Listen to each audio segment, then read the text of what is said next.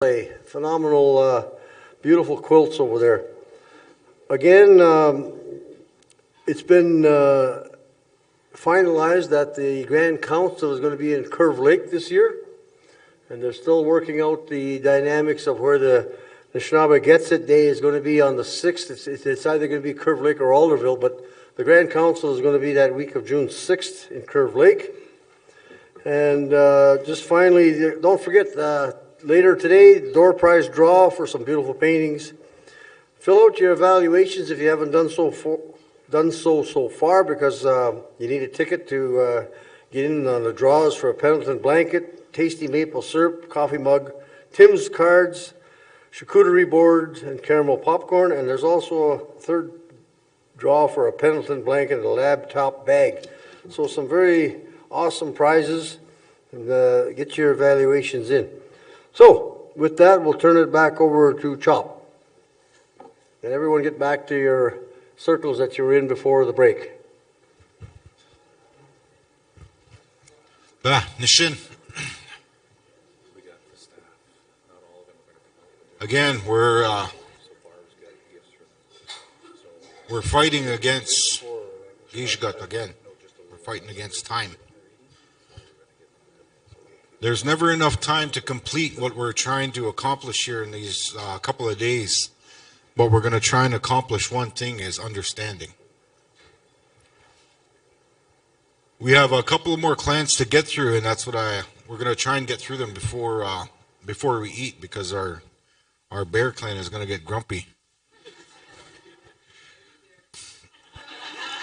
I'm sure they already had a bunch of berries this morning. Mong Dorem, bonjour.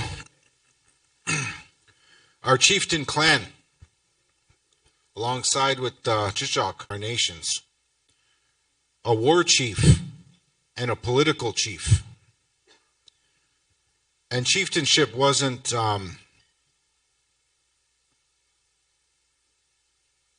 you weren't given that right. It was a hereditary right. And these clans present those things. Being a hereditary chief, you're already being trained. Our young generations, the young clan members would be already trained. Not necessarily in whether it be war or the political world, but rather leadership of people, community, medicines. It could be anything. The chieftainship that's in each one of these individual clans, those were also the council members of these chieftain clans, and this is how it was working. Our Mong Dodem but there were also voices of that community speaking out when something isn't right. She explained it earlier. With our Hmong, there was always something going on that they were always aware of, and they were always very, very nervous about. Their voices would reach distances beside them, the Fish Clan, to have that communication skills to ask those questions when they need a little wisdom, guidance, knowledge for the community itself. When they ask for that guidance, they look for counsel. We'll get into that later on this afternoon, how that works. So when they look at the leadership of this, they're talking about the leadership of the community itself. These were the ones that would stand up if there was something going on in the community and say, okay, we need to bring in our justice of the community. We need to bring in our knowledge and education to the community. We need to bring in the other clan members to join us to understand the social environment that we're missing. After this COVID situation, everybody is missing that now. There's an absence inside of each and every one of us now. And this is what our Hoof Clan members are able to help us with is that specific absence. This is why I believe we were called Aboriginals at one time. Ab-original. Absent. This is why I don't agree with what the government calls us.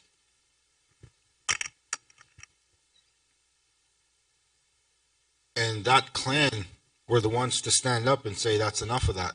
No more.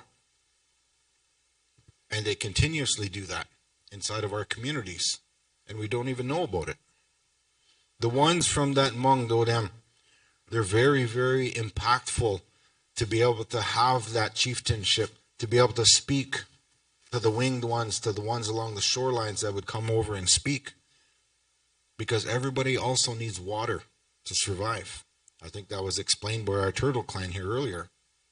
It's very, very important. The human body is mostly made up of water. And we tend to forget those things. And these members remind us of the simple things, the simple traits that they carry. And underneath that clan is, like what I said, the duck and the goose, because they have that similar voice, leadership in their own way. So when we look at these different sub-clans, we're not minimizing them by any means. We're not minimizing them. Every single clan in here has a purpose and a meaning for our own Anishinaabe governance system. And we'll get into that later on. Hopefully we'll have enough time to explain all these things. The medicine that this clan brings to us,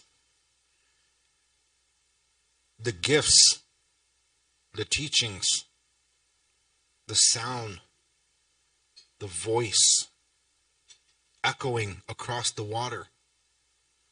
Because that nation over there, Chichok, has that same ability and same capability.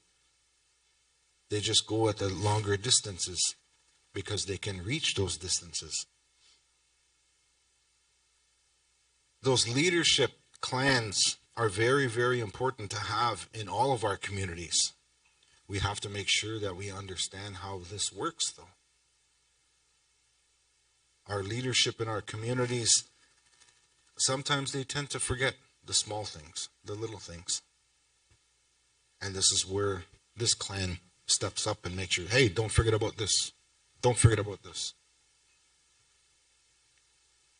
And that's what she pointed out, exactly what she was saying.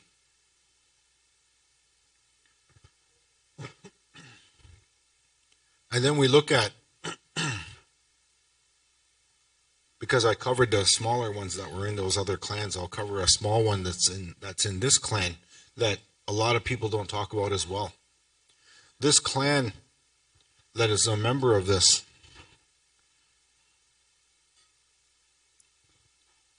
their own characteristics themselves, they're loud, but they like to chat, they like to talk, they like to speak to the community itself. The community as in, they would come to this community and then they would fly actually over here and help these guys. And they'd speak to them. And then they would fly to a different community and actually join these guys and speak to this clan. Because these were very, very social individuals, but they're also social leaders in that sense. They were given the same beak as that clan over there. Because they were also given that guidance, that leadership role.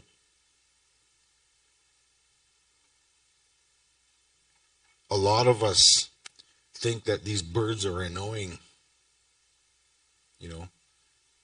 but they have purpose and they have meaning. And it took me a long time to figure that out as well, because even myself, I thought the same exact thing, but after I started to realize it.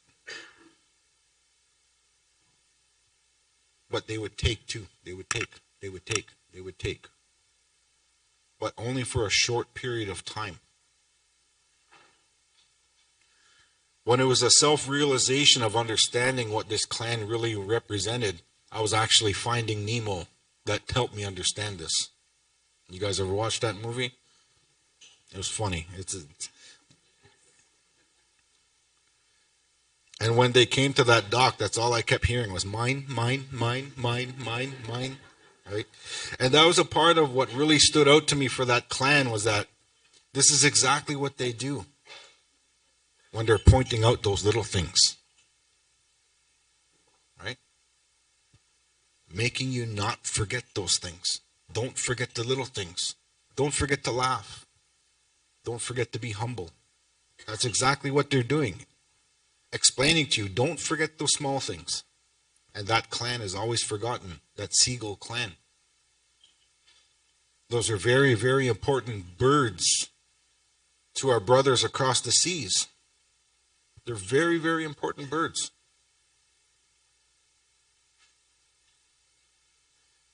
And then we're going to move on to this one. Everybody wanted to be a part of this clan. Everybody that I've actually ever spoken with at some point that I first met, I want to be Bear Clan. I want to be Bear Clan. I want to be Bear Clan. And then when I told them the responsibility of that Bear Clan, I don't want to be Bear Clan. It kind of reverted the question. Bear Clan, kwa. There's a lot of variation in these words in Anishinaabe. Some say makwa, some say kwa. It's not wrong. None of our language is wrong. I say kwa. When this nation was given many, many gifts, items to carry, it was a part of that justice system. Protection of community. Protection of people. Protection of each and every one of these clans that were here to identify those things. A long time ago, the Bear Clan members came to be because they all sat down with one another, each one of those bears from Turtle Island.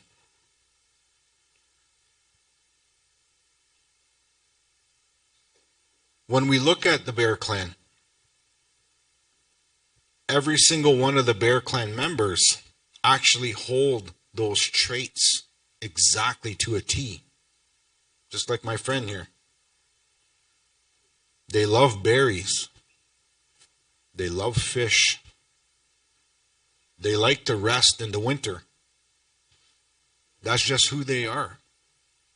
As that clan, as that actual bear itself, does the exact same thing. They love sweets. They have a sweet tooth.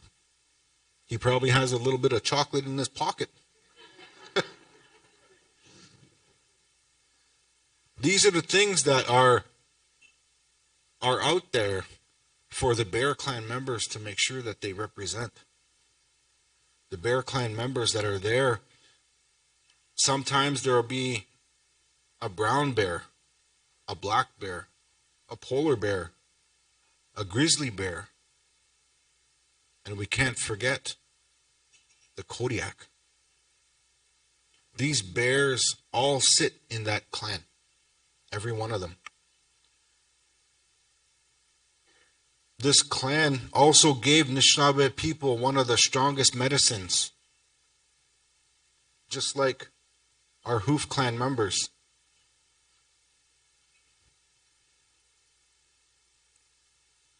When they were given that right, they all decided, those bears, they came together. Over a long period of time, these Bear Clan members, they actually started this at the Bear Feast. They feast at a specific time of the year. We all have it on our calendars already.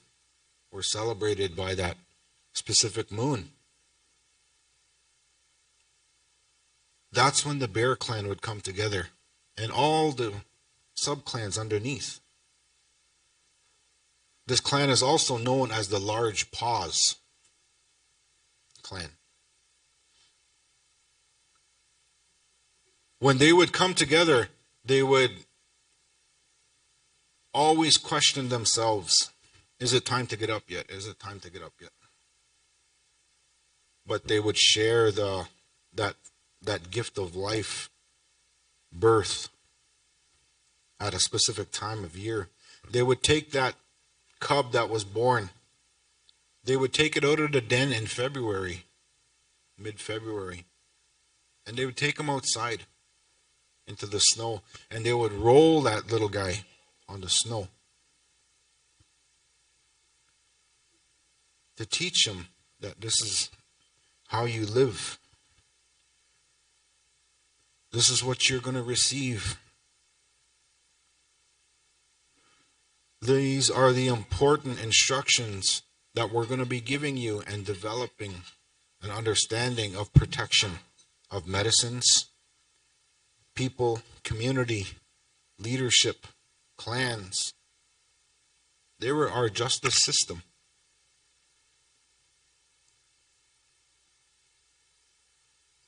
When those bears sat down for the first time, all of them, they've all decided, okay, we're going to give these Anishinaabe people a very, very powerful medicine. Each and every one of us. When we leave this world, we'll leave our body behind so they can use this medicine. It's used in a lot of our mshkike that we have. It's called minigan. This is a base medicine, a topical medicine. But not only that area of topical medication, it actually goes under your skin to help the entire body as it goes through your bloodstreams. When you look at these minigan salves that we create, we share this amongst the people, and this is exactly what this clan does, is that medicine is shared amongst everyone. The vast knowledge of medicine of this specific clan, they hold many, many different medicines because they were given that right to. They were given that opportunity. They have that responsibility and knowledge to pass those medicines on when they're asked. When the Bear Clan feasts, there's always specific feast items that are also associated with them. Like I was teasing my brother here. Fish has to be there, absolutely. And berries, all the berries, not just one. But also, what a lot of people tend to forget is there's two more items that also need to be there, which is honey and also brown sugar. These items are also given to us by their helpers. And we'll get into these helpers after. Because the helpers of these clans are very, very important, just as much as our clans itself. Every single person in here has a helper. Shkabewis.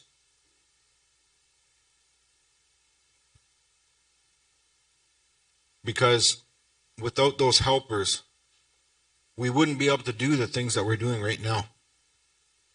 We wouldn't have been able to make that fire this morning if our Shkabewis wasn't there. Everybody at one point was a Shkabewis. Everyone. Everyone sitting in this room. Everybody on you, on your live stream, and you were a Shkabewis at one time as well. I was told continuously it's time to step up. And like I said yesterday, I never thought I'd be standing here doing these clan teachings with any of you guys because I never wanted to. But again, I was reminded by a couple of Gakkaink gets it out there. It's time to step up. We're not getting any younger. And again, we're losing time. It's time to step up. Take that role on that you were supposed to be doing. Anishinaabe people never had addictions. We had sicknesses. Because with sicknesses we can heal. All of us can. No matter what it is.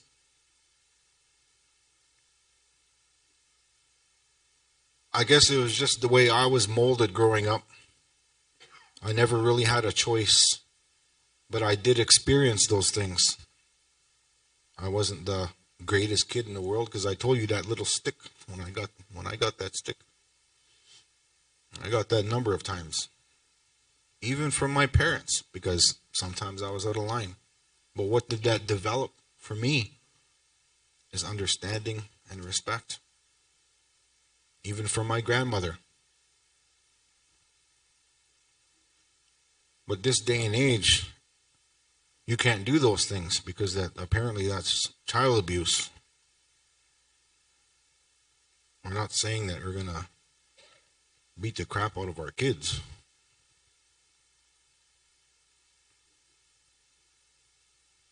I guess with our Bear Clan members, the protection of our communities, we've seen it over the past few years. The grandmothers of Wokemkong stood up against some of the things that were happening in our communities.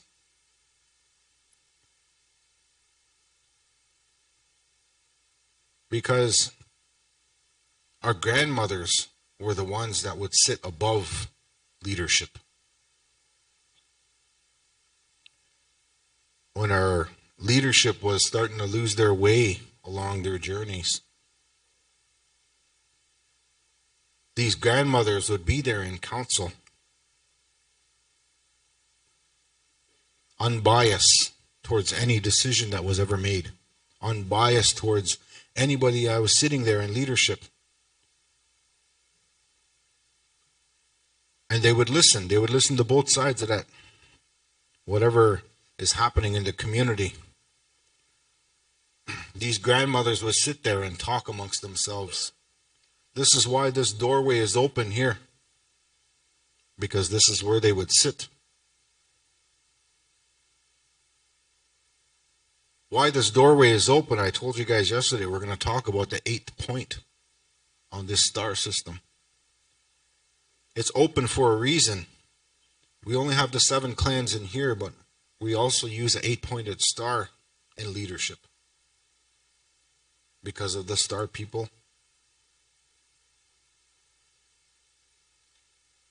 Grandmothers would always decide what is happening. They would sit above the leadership because, again, leadership would always find this conflict, this not seeing eye to eye in between specific clans. And then some things cannot be resolved. They would go to this council, this grandmother's council, and ask for assistance. And they would be there. They would be at the disposal of these leadership because that was their job. Each one of these grandmothers. And if you've ever been to a stand-up election that we've ever done, you'd see this. The grandmothers would sit this hogama on the ground and they would wrap them in a blanket and they would pick them up and announce them as leadership. And then they would walk around and they would parade this person around so you can see him. They could pick that individual up and wrap them in a blanket, but they can also take that away. That was a part of their role as grandmothers, just as much as these things here. If these items were ever manipulated, and I've seen it on a number of occasions, they would come over and take these things because they weren't being respected. They weren't given an equal opportunity to share the gifts because they were just items. These sacred gifts that we have, they're not just items. And that's one thing that we have to remember in leadership, in community, and as a nation of Anishinaabe people. These are not just items.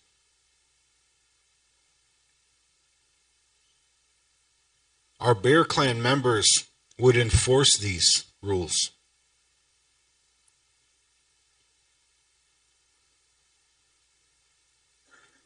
And this is why I say that everybody wanted to be Bear Clan until I kind of explained those kinds of things, that Bear Clan members have a very, very important role and understanding that they have to kind of live by. Underneath this Bear Clan, besides those bears, would also be Wolf Clan.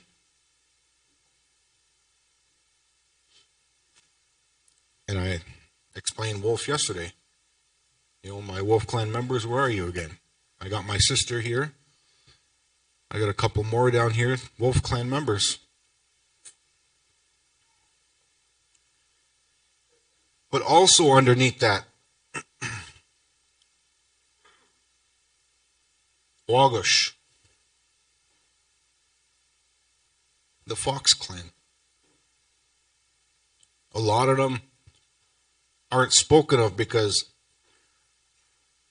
the natural habitat of the fox is mischievous, or Jingus. And it's the truth. A lot of us actually were pretty Jingus growing up. Every one of us, I guarantee it. We're Anishinaabe kids. We're going to be Jingus. Right? It don't matter. But more so from the Fox Clan. These clan members would also carry the gifts of vision. Vision for community.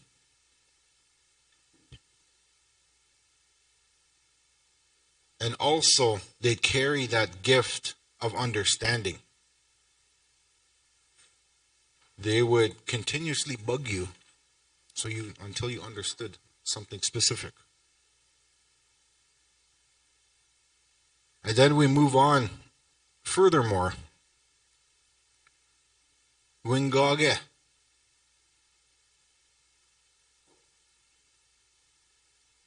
The Wolverine. When I met one of these clan members, it automatically thought of that teaching that I was given out west. My dad actually talked about it a couple of times, and I actually use this as an example for the Bear Clan members, is that this clan was also very, very powerful because of what they brought to that Bear Clan society. Their strength, because they were small, again, but they were powerful. Those clan members would bring a lot of the understanding of sustainability in food.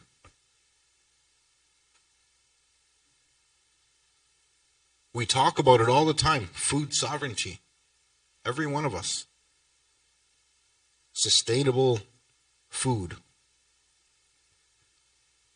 And the individuals from that clan have brought that and shown us those kinds of things. Sustainability in food. Food as medicine.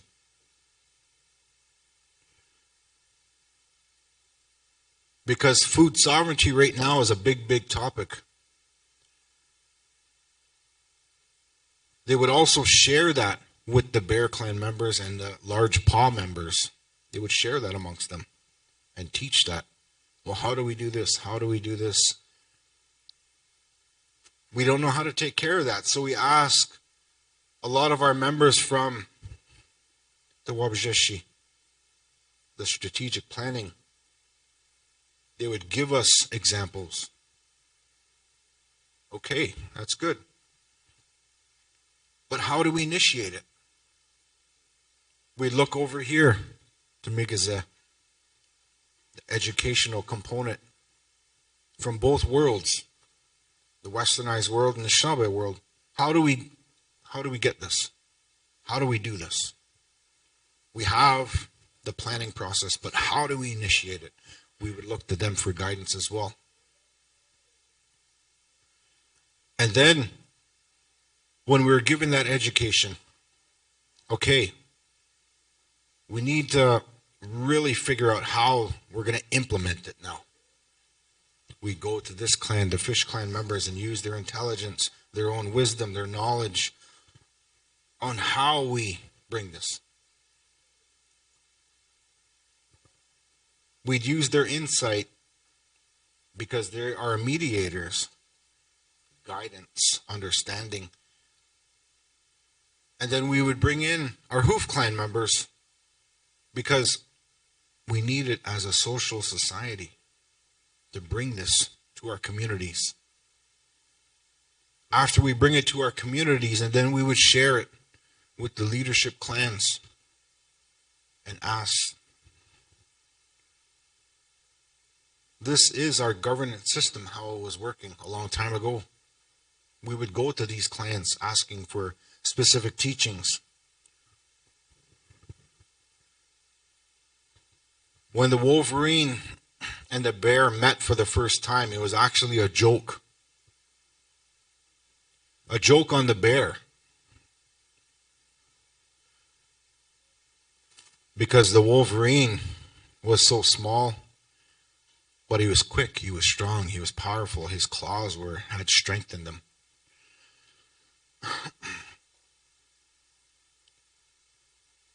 That Wolverine was hungry one day. He was so hungry, he was looking for food anywhere he can get. He was ripping up trees, he was looking for some sort of insect. And then the bear was still kind of waking up out of his slumber, out of his hibernation. So the Wolverine spotted that bear down by the shoreline over there. So he started making his way down there. The Wolverine, you have to remember, also can travel on top of the snow very, very quickly. And then he goes and catches up to the bear, and the bear is kind of angry because he's hungry and he wants to eat too. And then the Wolverine, he says to the bear, "Humba, let's go and have a lodge. I'll get it ready for you. I'll make this lodge for you. And we'll ask for that food. We'll ask for that assistance." So the Wolverine and the bear say, "Okay, Humba, let's go then." They make fire. They build that lodge. And then the Wolverine, he left a hole right above. The bear didn't really think nothing of it.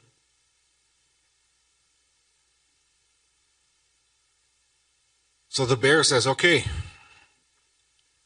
before we go in, we have to make sure that we want something. This is how it works." And the Wolverine says, "Okay, I'm going to sit here and I'm going to think about it too. I'm going to think about what I want." The Wolverine's sitting there. And he says, "Now how? I'm done. Kindish, are you?" And then that bear says, "Yeah, I'm done. Okay." And then the Wolverine, he asked him, what is it that you wanted? And that bear said, I've always wanted to be a polar bear. And he was a black bear. So this Wolverine says, now how? I can do that. I can do that for you. I'll do that for you. But I need that Sama first. So he says, now how? He gives him some Sama. I said, I'm willing to do this for you. I'll make you a polar bear.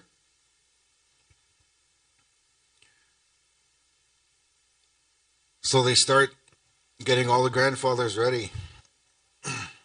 Who's ever been in a lodge before here? I hope everybody. You know how hot our lodges get. And my dad used to have really hot lodges. I'm not going to lie. He used to have very, very hot lodges. So the bear and the Wolverine, they start getting the grandfathers ready in the fire.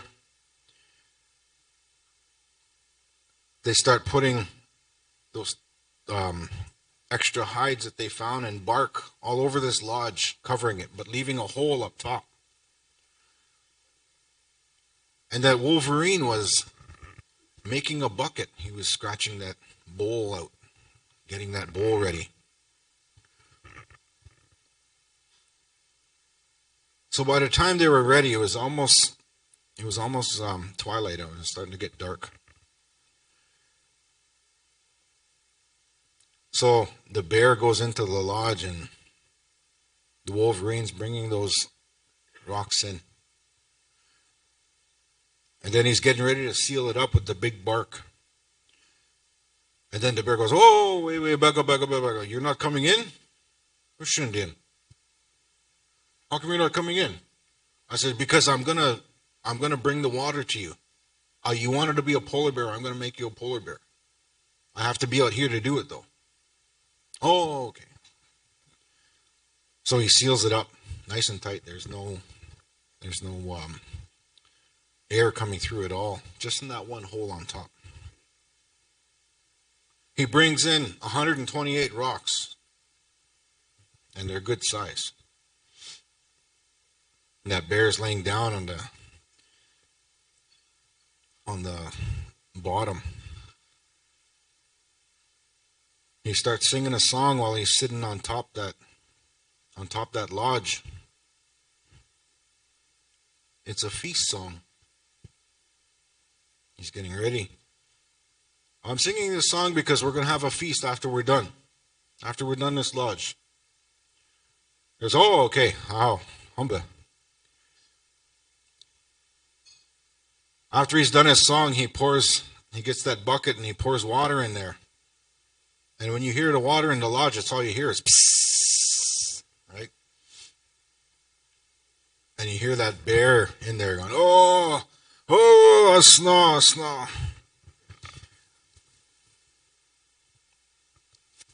And then he pours another bucket in. And you got to remember, these rocks are red hot rocks. And then they're done one round. And then he opens up the lodge and his steam just comes out. And then the bear comes walking out, just staggering. And he looks up at the Wolverine and says, oh, what did you do to me? I says, you wanted to be a polar bear. I'm going to make you a polar bear. Look at your paw. It's turning white. Look at your paw right there. And he looks at his paw. Oh, bagigete. Asna. I'm turning into a polar bear. So he says, okay, it's working. You got to go back in. Humba. We got to go back in. So he goes back in right away because he's getting convinced that he can change him into a polar bear. Closes it back up. He puts in another 128 rocks. So that pile is getting really, really big now. He sings another song. A food gathering song. And he pours in another bucket, and another bucket, and another bucket, and that bear's just screaming in that lodge. Oh, you hear him yelling away. And he says, I need a drink. I need a drink. And he goes, walks down to the water over there and has a quick drink. I said, I don't think it's working. I said, my arm's not turning color. And then the Wolverine's looking at him. I said, oh, it is. Look at underneath your neck here. Look at underneath your neck. It's turning white too. The bear can't see under his neck, right? So he goes, look at the water. Look at the water. You can see it. He was going like that, and you can see that white patch here underneath. And then he says, oh, it's working. It's working really, really good. It's working good. Humba. We'll go another couple of rounds.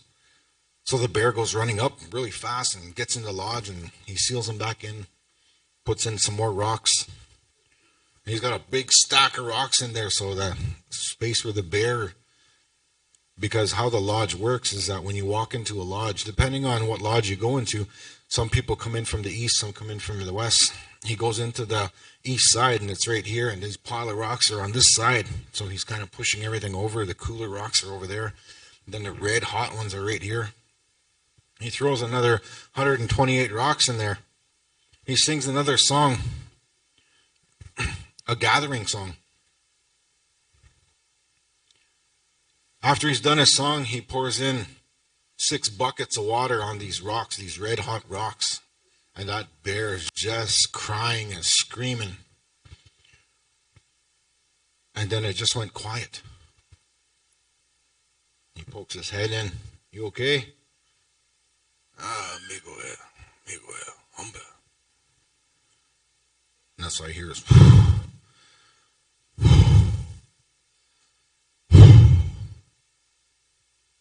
If you've ever been in a lodge, you probably sounded like that at some point when you hit a really hot lodge. And then that bear, he goes, Humba, one more round. And Wolverine pokes his head in, are you sure? Ah, Humba. So he slides out of the way. And then the Wolverine packed the rocks right here, right beside him. Packed them in there really good. And then the bear lays down here. And then he's singing. This last song that he sings is a victory song. He's pouring the water in, that bear screaming, and then it went quiet. He's still pouring water in. The bear didn't make a noise. He looks in. Bah. Ah, migo jem na do. Ah, kuwis na do mampi. Quoi? Thank you for the offering that you have given me, Creator, for this food that you've given me in front of me. Steamed food is very good. Strategy. Knowledge. The Wolverine was hungry too. When your mindset is on something, Nishnawbe people are guilty of this too. When our mindset is on something, we can't forget about those things that could detour us. We have to be very careful. And that's what that Wolverine taught us. When we're both hungry at one point, somebody will try to eat us if we're not careful. As a nation, we have to remember that. That teaching came from me, and it really kind of resonated with me because I took a lot of it. And I thought to myself, I never really realized how strategic those animals are and how they can sustain the harshest conditions and teach us so many values of what they present themselves. Just something for you guys to remember. Look this way, but don't forget to look this way too. Because we can't forget those things. Just like that Wolverine taught that bear. The Wolverine got to eat. Because that was his goal. That's what he wanted. But the bear was so set on becoming a polar bear, he forgot that he was hungry as well. So just something for you guys to kind of chuckle at laughter as it resonates with you. When we look at the Bear Clan, we recognize and acknowledge all the wisdom and protection that they carry, and the sub-clans that are underneath. Like I said, the sub-clans are never forgotten about. The sub-clans are, by any means, not as important as anyone that's sitting here. Like I said, these clans will change in territories. These clans will change in nations. Even in lodges, they'll change. And we have to remember that. The sub-clans of each one of these are very, very important to a community. It's important for communities to understand which clans they have located in their specific areas. Our leadership clans, we have to make sure that we acknowledge those clans and your own sub-clans that follow, because those sub-clans also boost you guys up. So each one of the leadership that I kind of pointed out to you guys, that was selected from your own clan as a spokesperson. And this is what our communities used to do a long time ago. They would appoint somebody. Here, you go talk to them. And a lot of the time, like what happened with our Hoof clan,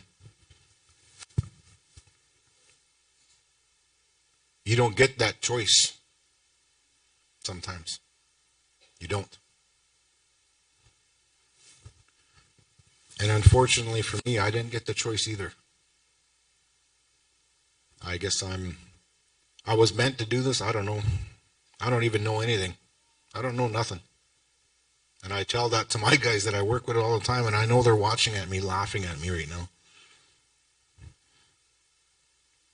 And then there's people out there who'll say that I'm full of it. And that's good. That's okay. I am full of it. I don't do this out of ego. I don't do this out of arrogance. I just do this out of the best of my ability of what little I know about these clans. And what little I can share. There was a few questions that came yesterday about specific clans. We can only share so much because we need to make sure that we have that shkode here. If we had that here, we'd be able to share a lot more with each and every one of you. The importance of understanding is that the justice system, our policing of our communities is a part of that. And what is shared amongst everyone, the protection of the people. And the sub-clans underneath are a part of that. The medicines that they protect, the medicines that they share, and the medicines that they offer. Because that, like I said, that shkike that we make, that minigan, is very, very important to a lot of people because there's so many different ones out there that we can create. That minigan that's there, that is given, that is passed, it has purpose, it has meaning. And the majority of the Bear Clan members carry those items. Not because they want to, because they have to. Again, sometimes we don't get a choice.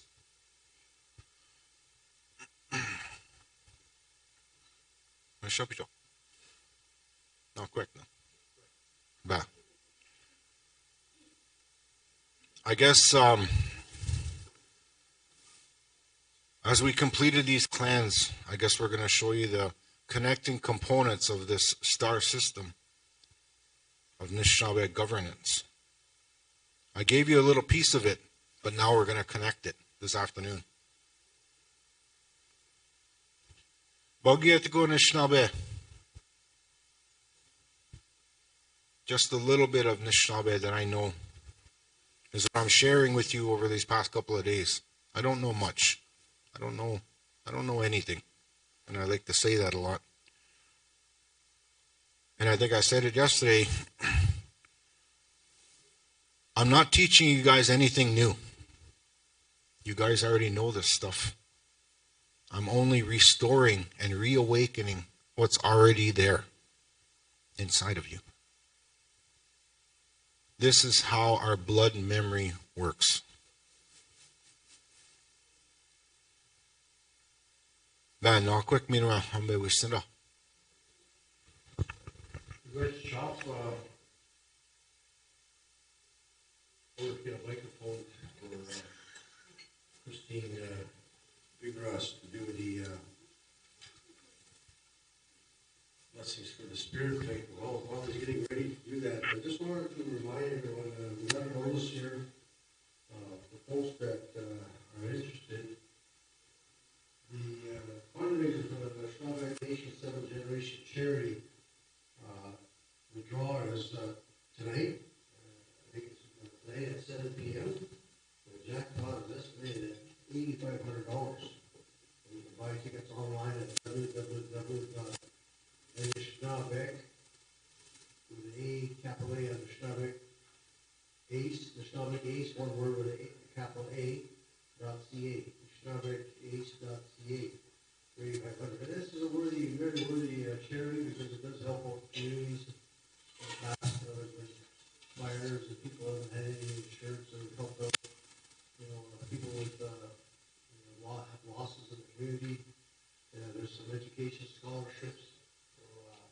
So, in addition to this Catch the Ace, they do major recognition of success amongst Anishinaabe citizens each year. With Anishinaabe Citizenship Awards, and then also they run a major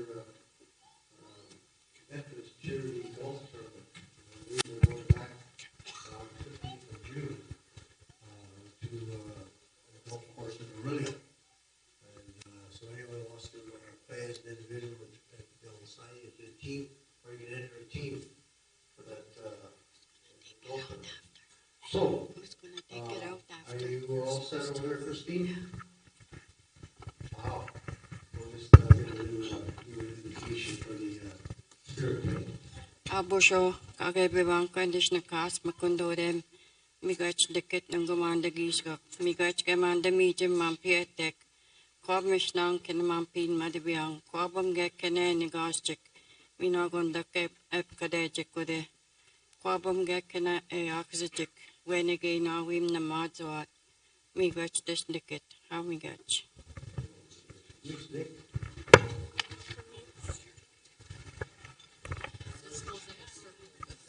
Oh, okay. Oh, yeah. Take it out after. Okay. Bring the mic back? Yes.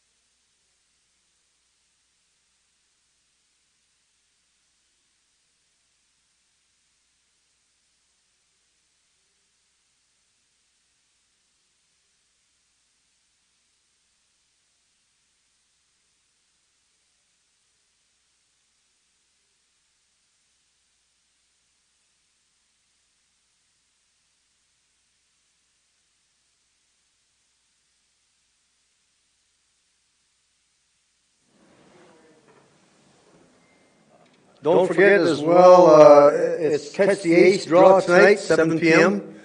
Check it out. $8,500 up for grabs. The Dodebug teachings are going to be live streamed, and recording video will be uploaded to the governance website at governancevote.ca in about a week and a half. And I've said this several times throughout yesterday and today. Since it's the last afternoon, there will be a door prize draw later today for beautiful paintings. If you fill out the evaluation form, you'll get a ticket for a possible chance to win a Pendleton blanket, some tasty maple syrup, coffee mugs, Tim's cards, charcuterie board, and caramel popcorn, and a Pendleton blanket and a laptop bag.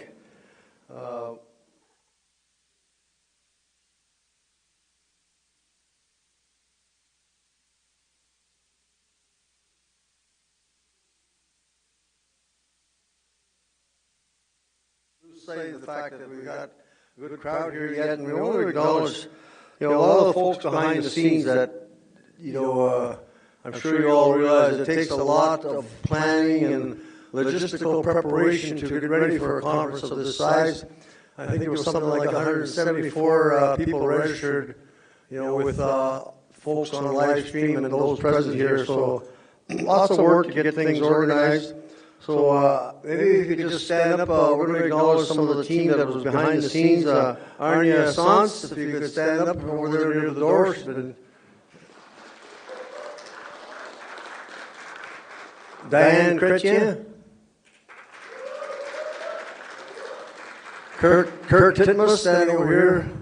Just, you have to forgive that Toronto Maple Leaf hat. Janet Eskimo.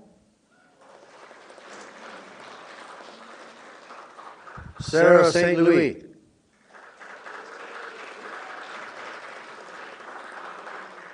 Marcy Becking. That's over, some of them are over here, the left side.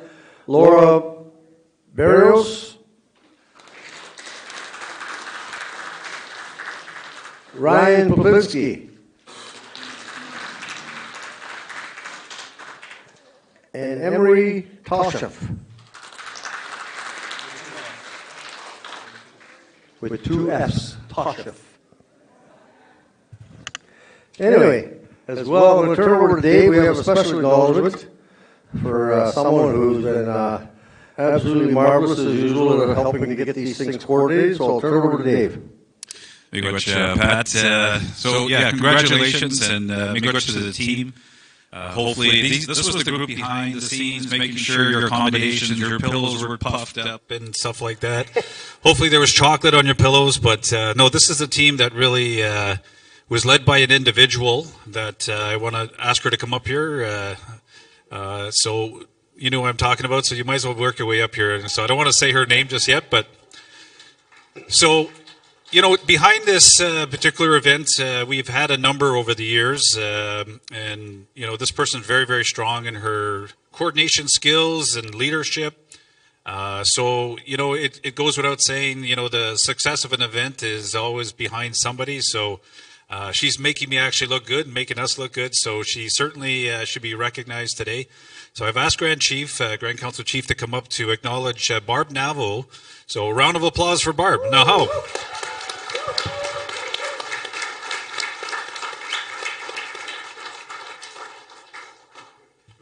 I'm not sure if the Grand Council Chief has the keys to a new car in that bag, but congratulations. Congratulations, and miigwech, Barb, for all your hard work. Okay, I think I've done most of the announcements. I won't repeat them again, so we're going to turn it back to Chop and gets it Richard.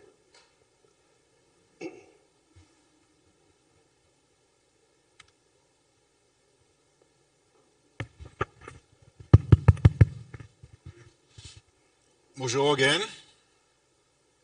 Abjikonishin, Shabe. Very, very good to see all you guys laughing and giggling away during your lunch. That means that there was good conversations that was said over here the past couple of days. I guess I want to acknowledge a few people as well.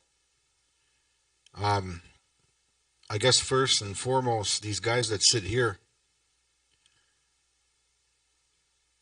Chigiza's singers, you know, they've been together for a long time. I've known them since I could steal my mom's car and drive away.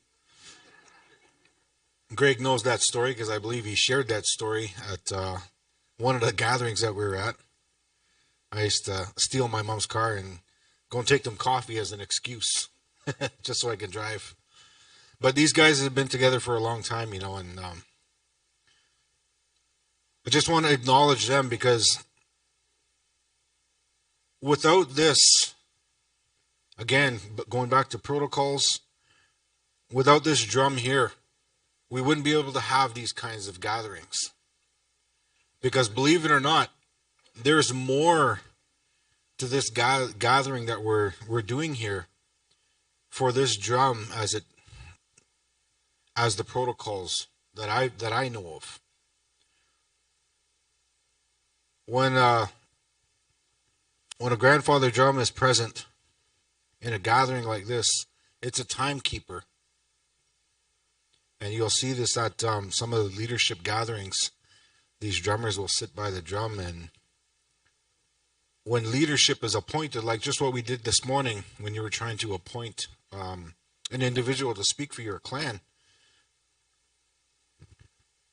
these drummers would keep time. Because like I said, time is very, very important to all of us. And we're only here for a short period of time. And we want to make sure that we acknowledge that. So when the timekeepers are here, as soon as that time is up, they'll actually have a clock with them. And it's no disrespect out of the leadership. It's no disrespect to them. But these were the ones why it was very important to understand what Joyabuk really is. That time that we have to do specific things and to stay on task is also a part of it. And one of these clans was designated as that as well. To make sure that we're staying on task. Because I know there's a person on the other side of that screen watching me right now, giggling away at me. Because one of those helpers is Judamo. Right? That squirrel. Those helpers are very, very important to have when we're doing these kinds of things. These timekeepers, what we do is that as soon as your time is up, they'll start singing a song, maybe 1 or 2 times through, to stop whatever they're doing and then move on to the next issue or leadership that needs to be appointed.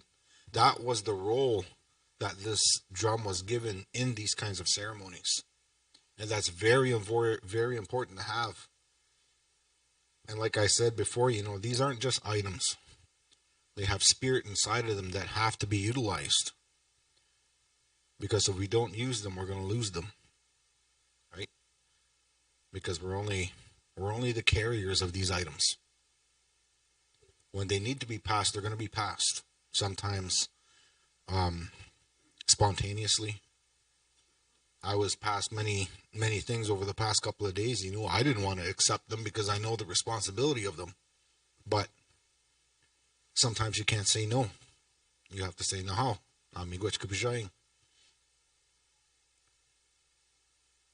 So, going back to understanding these clans and why we're doing this, there's a word that was said here over the past couple of days. I'm going to let my brother explain this part. This word encompasses everything that we're doing here today and the connecting components of that star right there. Bamakanagan is a part of a system of understanding the clans and the subclans, because that star coincides with each and every one of these clans and the important role of every single subclan that is there. You have a responsibility for your clan. You have a responsibility for the chieftainship that's above. Because like we did just earlier, you'll appoint the chieftain clan to sit above. So it's fortunate enough that we were able to kind of demonstrate that here today. And like I said, that's how leadership was appointed. So with that, I'll let my brother here speak a little bit. Miigwech.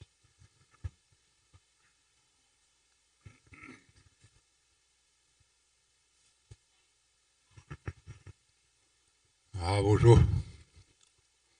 Ang given Easton, miigwech nikket. Very good lunch. Could you miigwech me long with the East now?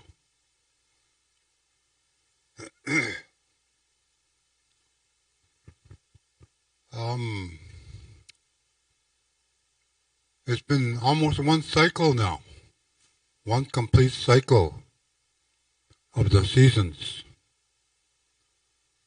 that I was passed on tobacco last year in May by my brother Pat over here. And he asked me something because he knew I was going fasting. And I took that tobacco.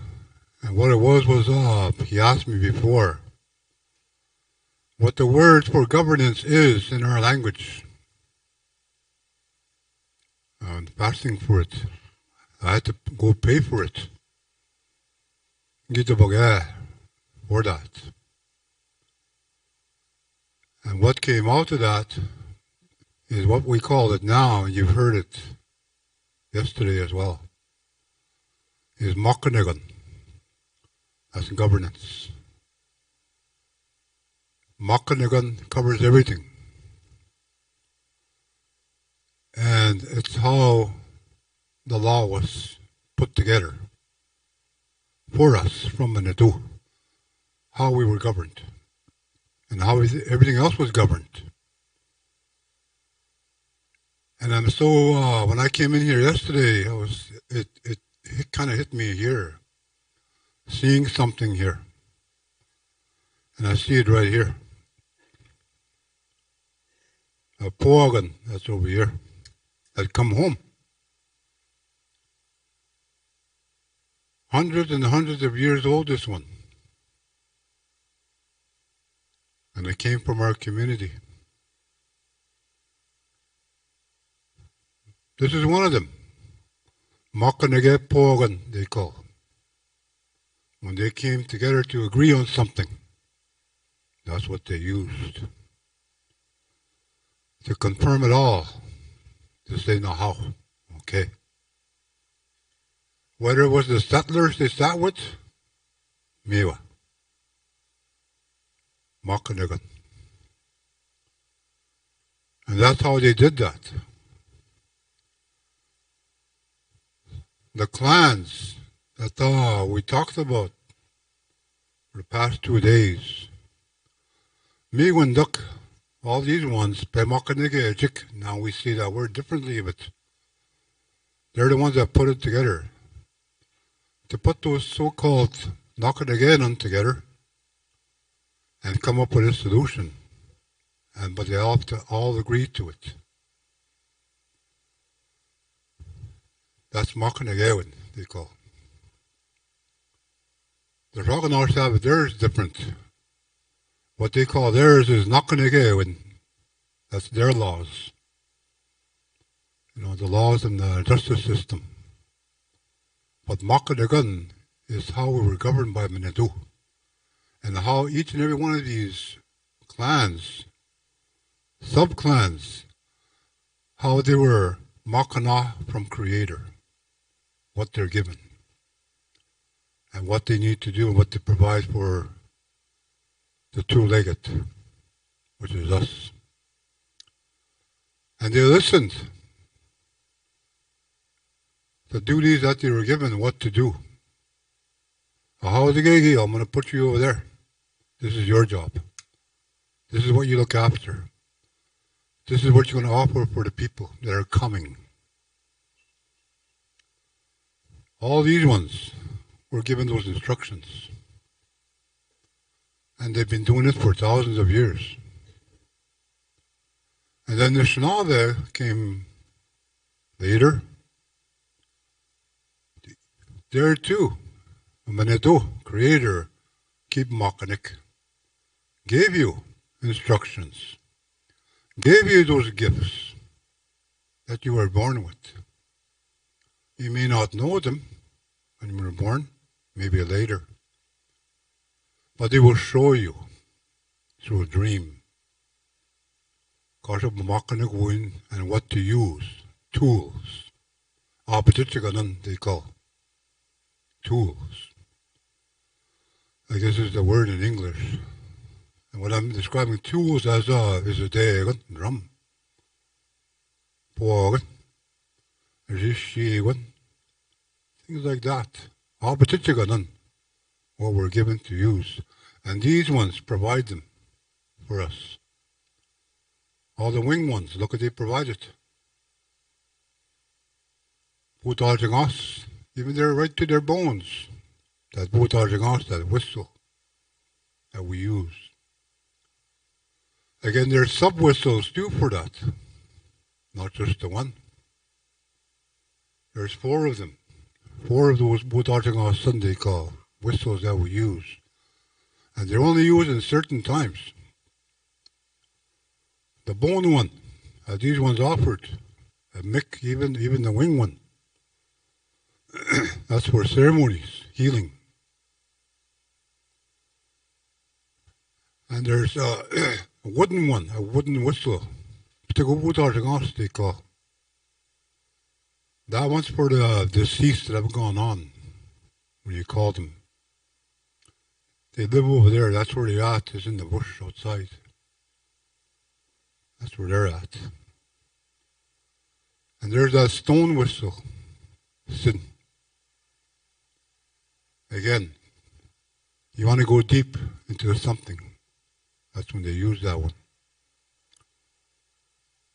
And then the other one is Miskoabik, they call, which is their copper. That's the other whistle. They use that in a certain ceremony too. But we gotta make sure, we gotta know which one we're using for what and how it's given. Because that's how it's Makanagodik, those whistles, that's how they were governed.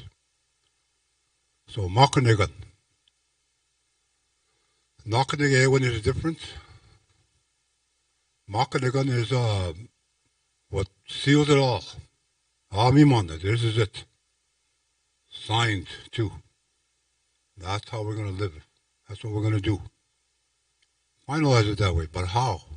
There's something else you do there too. And what you're starting goes way back in time. And how it used to be one time. How in the Anishinaabe, how they Makanage, when they wanted to do something, they came together. All the clans came together. But they prepared for it. And I saw it here this morning. And how the clans sat in their groups.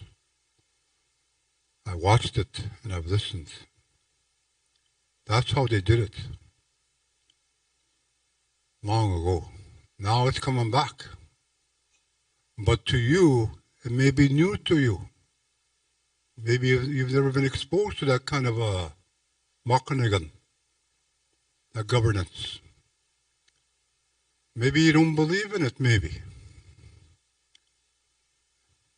And why that happens to us is mumpy. Brainwashed, colonized. You'll see that in groups like that. Inside your own group, you may see it. You may hear it. I don't know, we should do this. I don't know if I should do this. How can we go back in time? Here's where we're at. Do we need to do this? I've also heard others talk about language. There's language classes out there, very good. And there are people that starting to speak it, learn it. But I know people say this too. I don't know if I want to learn this. It's too hard. I don't want to learn it. I don't want to be in that clan system. Why should we go back? If you say those words, there's one person in this world, only one, that can be very, very proud of you for saying that. And who is it? John A. MacDonald. That was his mission. To get rid of your language, to get rid of our ways. Mimnik, that's enough. Time to rise. Time to learn. You may not understand it, but you will as you go along. Your sub-clans will help you and guide you too, those ones that don't understand it. From that clan, you'll get there, but don't worry. It's okay. It's not your fault. It's not our fault what we went through. It's what the government did to each and every one of us. Now we're finding it. We're finding the truth is out now. It's there for all of us. And that's where it's going to start. In our communities, to bring those clans together. But how do you start? Where do you begin? Lots of ways to do it, but I know one way is this, if you want. Let's say Wabaji clan. If you're going to meet sometime and discuss things from your roles and responsibilities there, you need to prepare for that before you gather. How? Madhustan Kabinigashkan. Go in the sweat lodge. Have a sweat. Talk to the spirits of these ones. Ask them for help, guidance, to prepare your mind, your body, your spirit, and your heart. They'll help you with that. How many stones should you use? That's like a cleansing sweat. 7. The 7 clans, or 7 Nakanagenan, 7 teachings. That's what those grandfathers and grandmothers' rocks will give you for cleansing, to prepare. Have those cleansing sweats. Even the Eagle clan can get together and have those sweats. A Cook, Shika, the turtle, the bear even, Mung, Orskish. There may be a day, all of you will get together. Maybe one of your leaders from each clan, and have a sweat for all the clans. There's others can join in too if you want. Some can sit outside. But there's also something else. When you meet, you do the same thing what our ancestors did.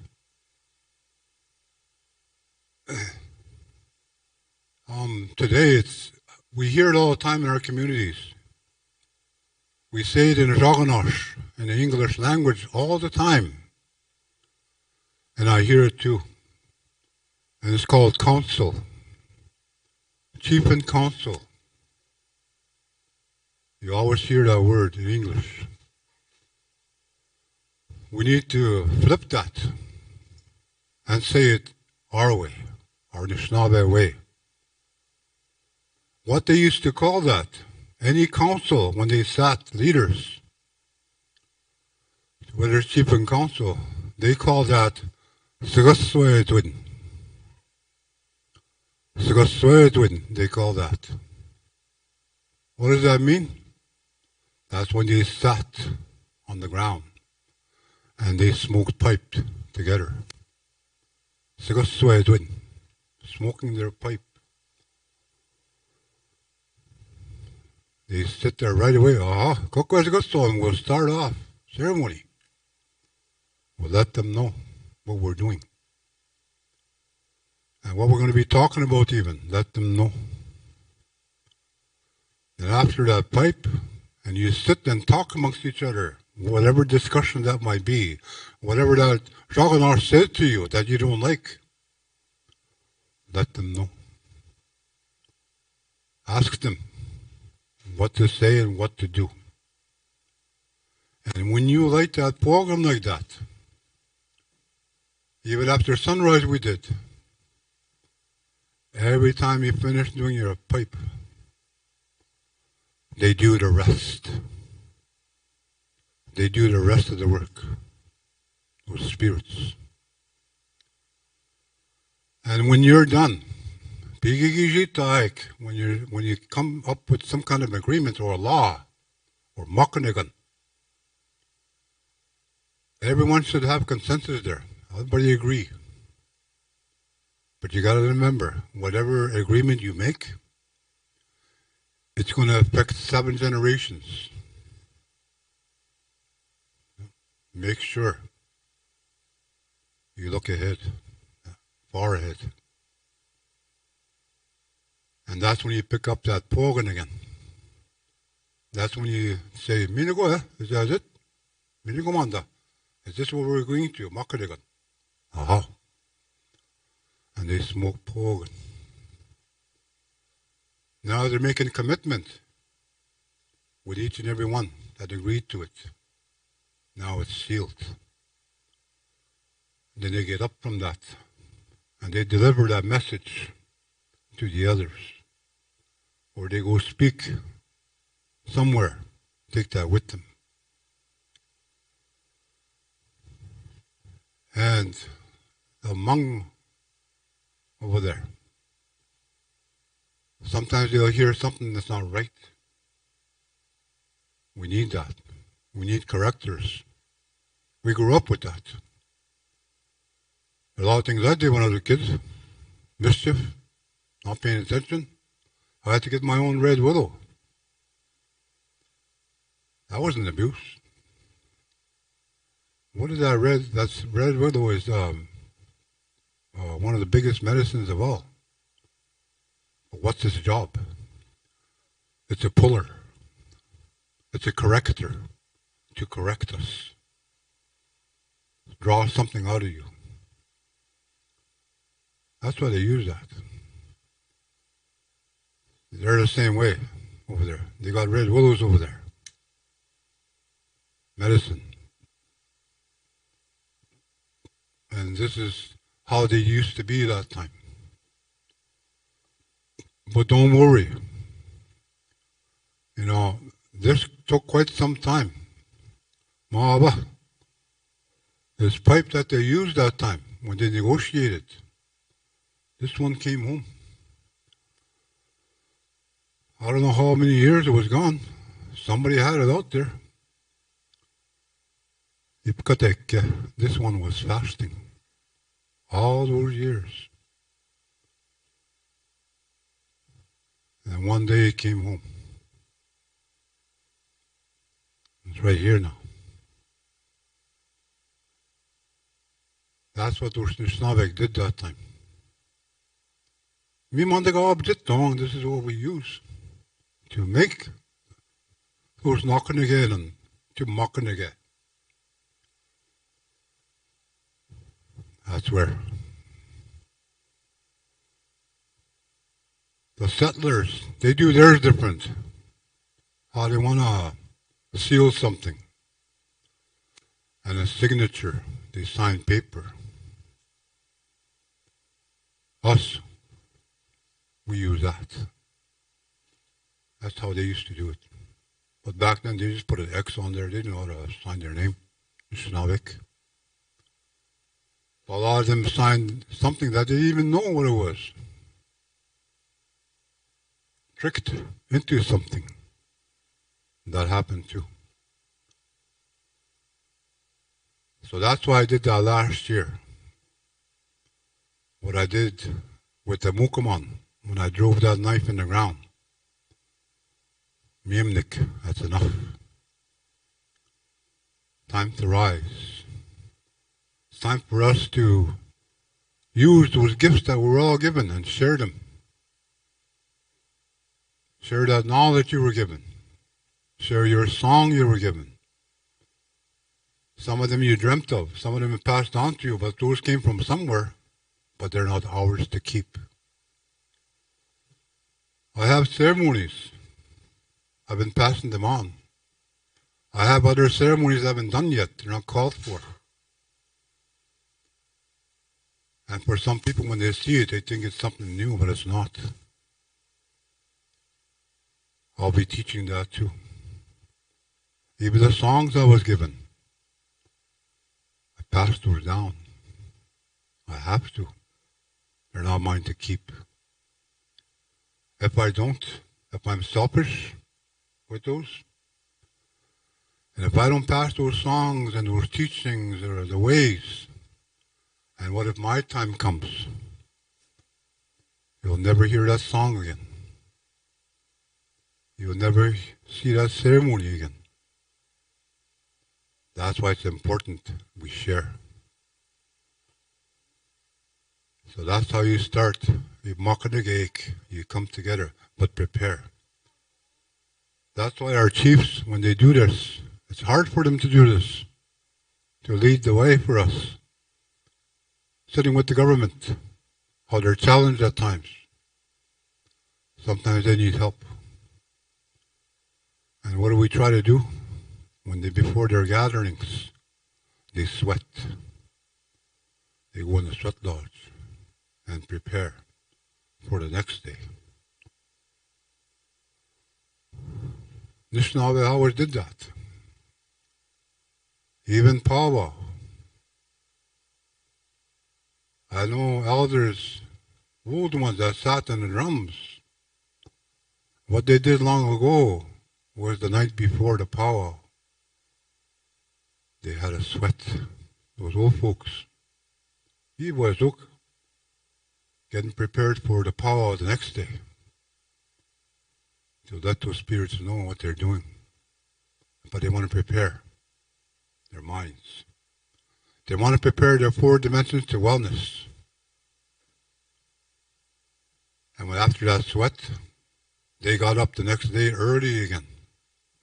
They brought their drum to the sunrise. And they went to the sunrise. That's where their day began. That's how it used to be. There are some that still do that today.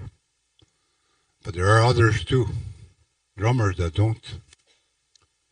You'll see drummers now show up at 11 o'clock, 11:30 before grand entry. They need to go to that sunrise. Start your day there. Start where that fire is. And that's when Chop was saying about Shkote. A lot of these things we talked about clans, we can only share so much. But Shkote, if it was right here, right in the middle, like this morning, that's when you talk about those things more in depth and spirit. So these ones here, I'm proud of everyone here that got up and took part in this, about governance, the clan system, how it all works. It's a Bamakanagik, Even if you come together, let's say something happens out there in the Anishinaabe country, let's say in your community maybe something happened, you're shooting, something, anything, and you're in shock. What do you do? What do you do as a clan system? What are you going to do with that? How are you going to work with that? It could be the education system. What do you want to do to make it stronger? So that's why our governance way, Anishinaabe way, everything they did, they had it all right. When I said it yesterday, that's how they did that. And they just used their mind and their heart to do it. And anything you want to do in life, don't want to really go with the paper. And if you sat here today, if you have a notepad on your hand writing it down, you can if you want. But what if you lose that notepad one day? Then what? You're going to forget all about that. You'll lose it. That's why we have these things. Our ears. To listen. But in them. That's where you'll never forget it. And that's how we learn. So Makanigan, that's what that means. It's a binding, like kind of document. But everybody agrees to it, But they do that with it. That's how they did that. No matter what they did, you let them know. This one here, when it came home, it's kind of like maybe example, people that are out there that in the 60s scoop maybe, gone, never seen each other, brother, sister maybe, I don't know. Years later on, they find themselves, each other. It's an overwhelming feeling for them to reconnect once again as family. They're in tears, full of joy. That's exactly the same feeling with this one when it came home. This one cried, knowing it's coming home. It actually cried, this one. Ndonigi, I'm going home. To where it all started. But those were tears of joy. They weren't tears of sadness. So these ones here, I don't know how many years old this one is, hundreds of years old anyway. I'm sure in there somewhere when they sat with that, they acknowledge future. Think about those ones ahead that will be here one day. We probably won't meet them. We don't know who they are. Maybe one day they will pick this up and start doing this. You know what? Their prayers were answered. Here we are doing it now. Their prayers were answered. Now we're doing the ways they did it. How they made decisions. By using our Anishinaabe ways. But the Raghunath way of thinking and doing things, even the voting thing, that's no good. We got to use our Anishinaabe way. If we don't, if we say, I don't need to do that, I don't need to learn that, then what are you teaching the youth now, younger generation? And if we thought the same way, it'll all be gone one day. So 3 things that makes Anishinaabe. One is the language, the land, and the people. If we lose one of them, the others will take an effect. And once it's all gone, our nation is gone. We got to find a way to protect our language, the lands, speak for the lands, the treaties, the waters, everything. and protect our language, because that's the most powerful thing we were given, is the spirit of our language, to communicate with our ancestors, to communicate with your clans. Even one word, that's good enough. But whatever you do, try not to say that. I don't want to learn it. It's too late for me. No. But like I said, John A. MacDonald would be really proud of you for saying that. I don't ever call him by his first 3 letters. I know there's a part there before John. I'll never say those 3 letters. Mutiewa.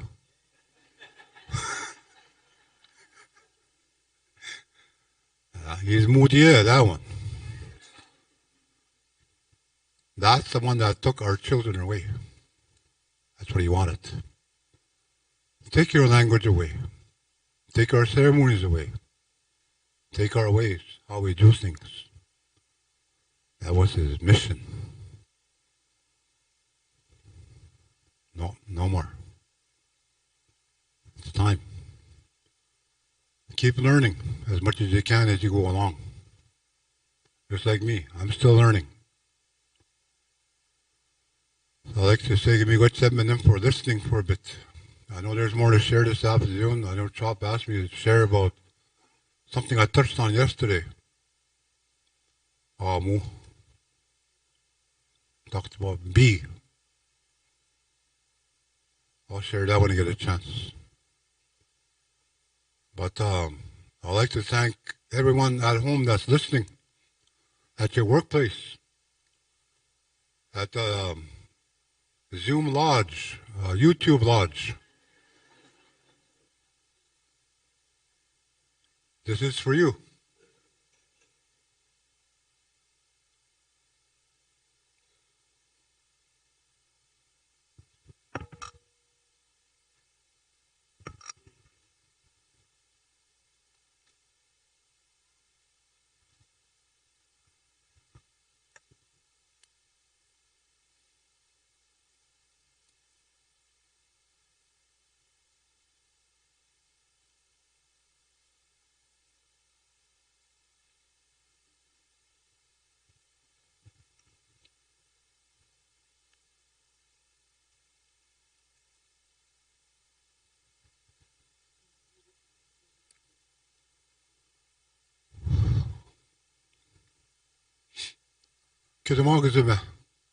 We're poor. And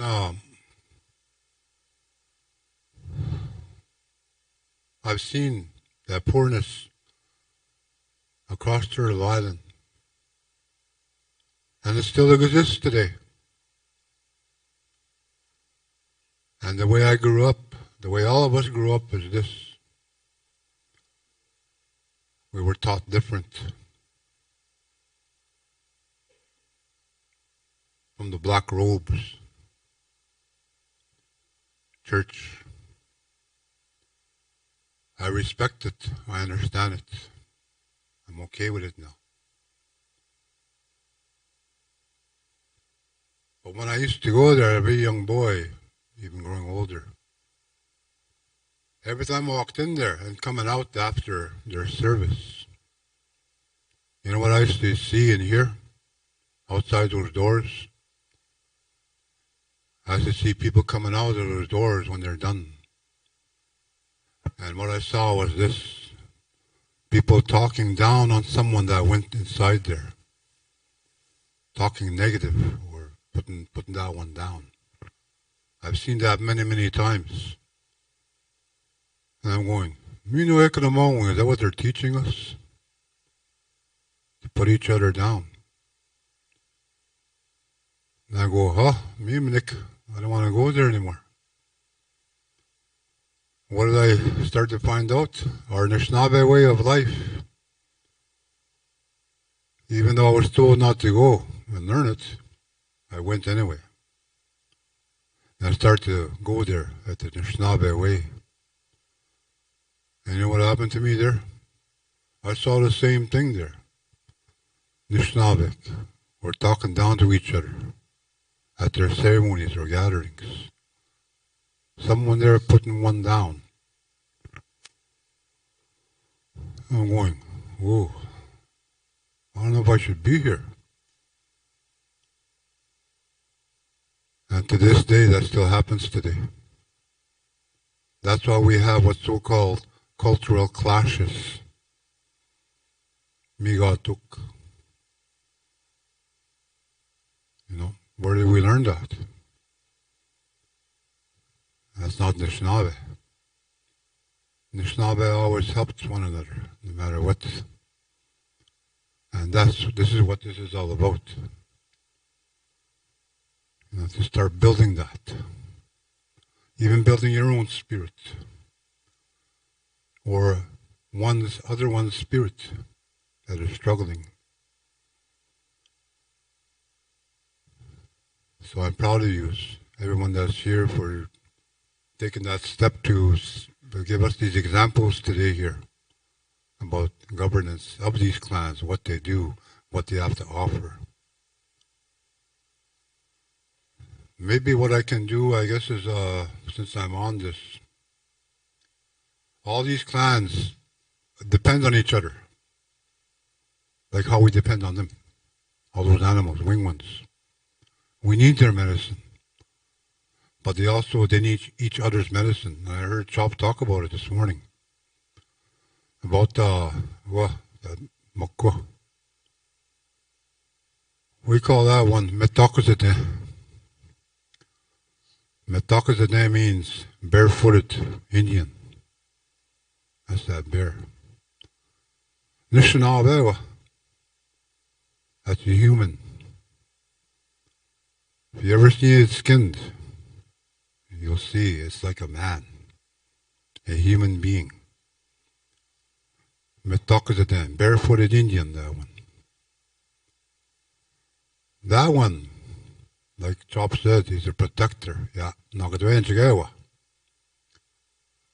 That one will know if you're sick. You'll dream of it if you're sick. Sometimes you'll dream of a spotted bear, a sickness, or something. There are times you'll dream of it too, that is charging you, maybe pinning you down. What's it telling you? What it's telling you is this. Maybe you had something on your mind, which is you want to hurt someone out of revenge. People do that. Some people want to take too far on that, to hurt somebody else, to hurt their fellow Anishinaabe. And guaranteed they're going to dream of a bear. And what that means is this. That bear is a protector. It's going to protect you to not harm that one. It's also going to protect that one too that you want to hurt. They're protectors. And they have that powerful medicine. And I heard my other brother this morning talk about that. They carry a lot of that. Bear grease. Yeah, once a year they do their ceremonies. They call it Makiyan. Makiyan means when they wear that bear robe, when they do their ceremonies. Sometimes they cover somebody that's sick with that. And they use a rattle. Makiyan they use for healing. And yet, there's another gift it has. So that bear I'm talking about, you have to be really, really careful when you talk about that one. And try not to ever make fun of it. Like Babapanadoa. I know hunters used to say that. Oh, what if you come across the bears? I'd probably just beat it up. Don't ever say that. You'll meet it on your trail one day. and they'll test you. It just comes out and says, okay, so what do you want to do to me? So that one there. So that makwa that I'm talking about. Why I'm saying to be careful when you talk about that one is there's something it has, and it's their ears. They have really small ears when you look at them. But you know where their powerful ear is? Is the ground. That's that bear's ear, is the ground. So that's why that bear always puts his head down, listening to the Anishinaabe. Listening to where the ceremonies are. Listening. That's his ears, is the ground. And that's the one I know. I know there's medicine men out there, medicine women. But I know this. The true medicine man is the makwa. That's a true medicine man. Medicine woman too. There's a she bear too. Sow, boar. They're both medicine. And what they do is this. They collect what they need because they know people need it. They'll start in the springtime and they'll start harvesting all the medicines throughout the seasons. They'll make their stops. Dandelions, they'll dig them out. They go to tree barks. They use their claws to mark those trees. Yeah, it's a sign of their territory, but they're actually medicine picking. That's what they're doing. And then they go to the waters, the rivers. They look for fish. They eat the fish, but they use their claws to collect the oils from the fish. And they always go to the cedar tree. If you ever see a cedar tree in the bush when you walk about, if you see a bark that's stripped off the cedar tree about maybe an inch or so, maybe stripped off. What does that mean? A bear does that. Peels it right off. And what is that sign? Somewhere close by, 300 feet, about 300 feet, their den is there. That's a sign that, hey, my den is here somewhere. Don't go there. If you ever see that, just walk away. So, the skikkeals that they carry is they collect it in their claws. Sometimes that bear gets sick too, just like us. We get our colds, flus. Animals, they get sick too. What does the bear do when he gets sick? He'll lay down. Just lays down. And it starts licking his claws. Eats that medicine out of those claws. And it heals. That's that medicine, those claws that the bear carries for us. So I see people wear them, but they don't really know what to do with it. But that claw. We have our old Anishinaabe way of first aid kit. That's one of them. Is that bear claw. When someone's just about having a heart attack, that's when you pull that out. And you scrape the inner of the claw right on their hand. It looks like pepper flakes. Tell that person, he or she, eat that. They lick it out of their palm. Just like that, they come back. Like that. Some people boil it. My brother was saying this morning, yeah. That's how these ones are given. But they also have helpers to for those medicines that they need for us. And that's that bee. The bees. Bees are very powerful. They're small. But they have something very sacred. And they all carry their own gifts, what they have to offer for us. And what they make is medicine for us, which is the honey. That's the bear's medicine too. They need that. We need that too.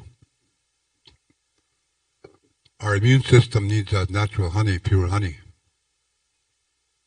And you eat that raw. But there's also something else that bee has to offer. And it's their home. They'll offer their home to you. And if you see a beehive hanging somewhere, the whole shell, that gray lining, you use that for smudging. You can use that in a sweat lodge, matutsakan too. And there's also something else there, and that's the honeycomb.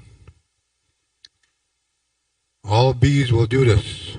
The honeycomb, in the fall, they will leave larvae still there. That one doesn't come out. They're there for a reason. Those are the ones you pick to make medicine. So that bee will help this one here, of one of these sub clans here, which is the beaver. The beaver depends on that bee.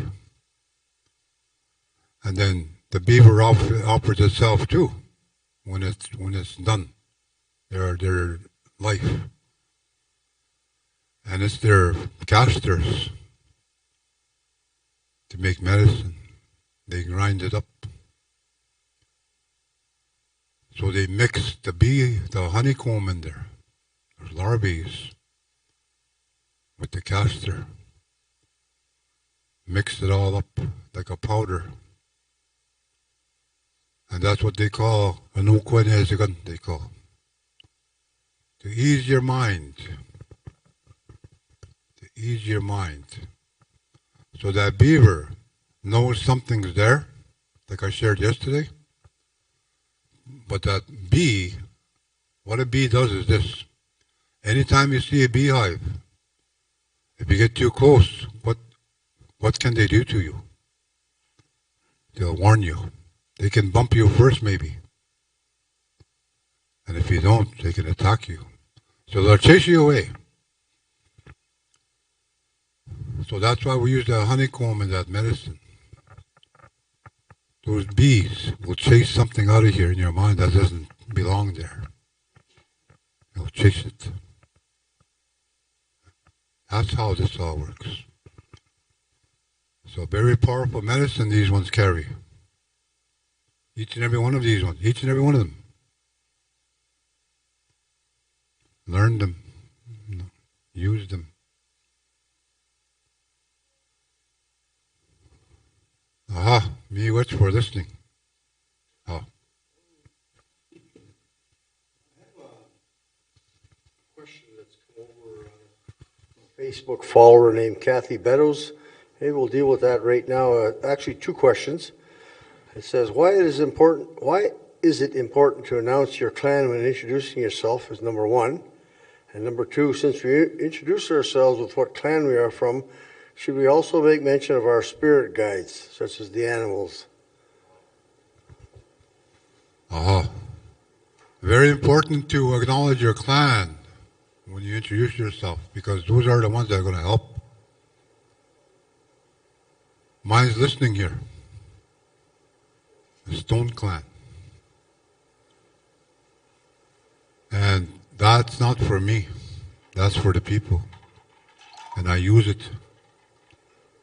I use it where someone's sick, maybe on their back or their leg, or they'll hold it maybe in their hand. We use them, and we have to acknowledge them.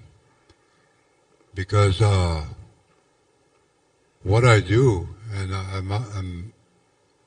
I've heard this many times in my travels, I'll go see Richard, he healed me. Hey, I don't heal nobody. I don't have that power to heal nobody. No way. What heals is that finest grain of medicine. That's the one that heals. Or that song you were given. That's the one that heals.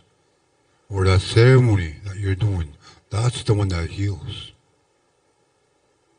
But nowhere in there, I don't heal nobody. I can't. These clans do that. Our spirit helpers, they do that for us. They'll guide you, watch over you, and they'll actually tap into your spirit to do it. That's why we depend on them. We depend on them. My spirit is here with me. And like I said yesterday, it's a woman. She follows me everywhere I go. Sometimes she sings along with me when I'm singing, drumming. Sometimes she hums along. People will hear her at times. They're very important not to forget those ones. Include them. Anything you do, include them. It's kind of like our ancestors as well. Okay, go week on them, okay? Don't ever forget our ancestors. Our elders have gone on. Teachers have gone on. Acknowledge them because they taught you something. They left behind something. And that's what we're using today. So acknowledgement is the key. Those are, we can't forget them. We just got to acknowledge them.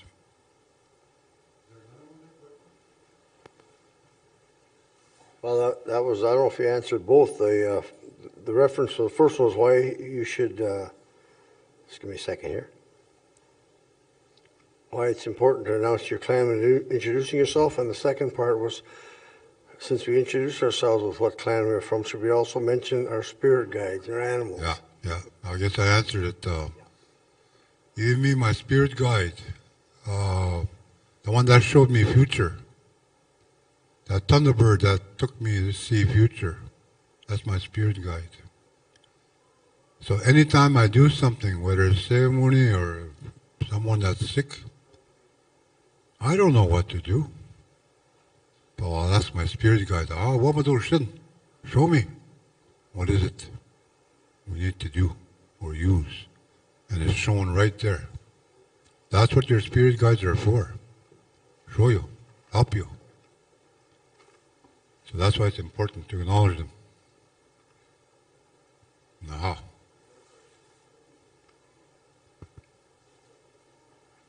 Michel, miigwech.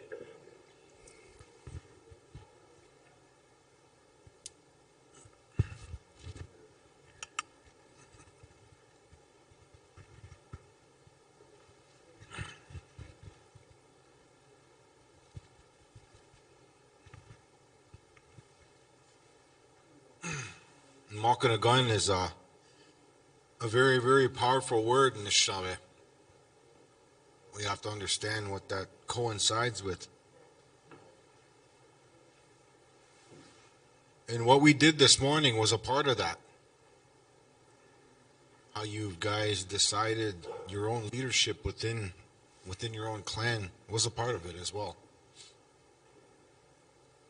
Everyone in here has a clan. Every single person, even you guys way in the back over there.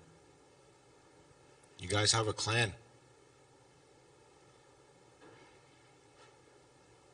Makanagan, as we know,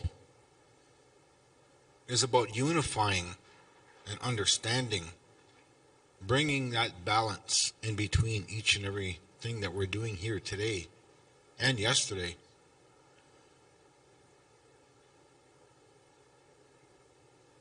The governance system that we have in Anishinaabe is very, very important for so many different reasons, and I think we've explained a few of them here. But it's important to remember that each and every one of your clans that are sitting amongst us, even you guys over there on the other side of that screen, your clans are very important. those acknowledgments that we need to make sure that we do. We have to acknowledge our shkabeos out there as well, our helpers, our guides, whatever you want to call them. Because without them, we wouldn't be able to do the work that we do. We wouldn't be able to be pointed in a specific direction, making sure we're keep moving. These helpers that are out there, Amo being one of them, they're very, very important in understanding their own teachings itself. Because if you're not paying attention, they will sting you. Every one of those helpers, and they'll remind you of something that maybe you forgot. Just like what happened to me this morning. Just those small reminders. You know, and it's very, very important that we acknowledge all those kinds of things, no matter what.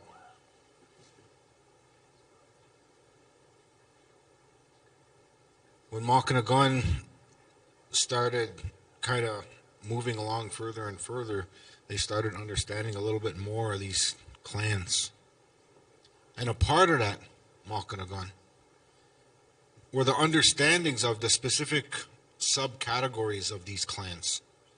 The subcategories not only of the clans, but the subcategories of the teachings itself and the understandings of them.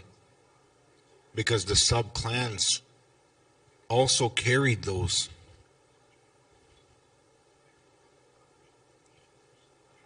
Zalgadwin is very, very important to understand because we fail at understanding what that really represents. Each one of these sub-clans carry these teachings. When we look around and start figuring these things out, that there's more to these grandfather teachings here than we know. And there's more understanding that is required from all of us to know. So that when we bring this balance in understanding in, we'll look around and these are going to change. Every single one of them are going to change. As we begin to look around at these different teachings that are involved and the different colors that are going to be incorporated, they mean a lot more. Makanagan is not only just about the things we spoke about, but also about coinciding with the entire existence of Anishinaabe people. Chinaakanagewin was the governance of law in that system. There's a specific saying in our preamble that my dad forced me to make sure I understood. The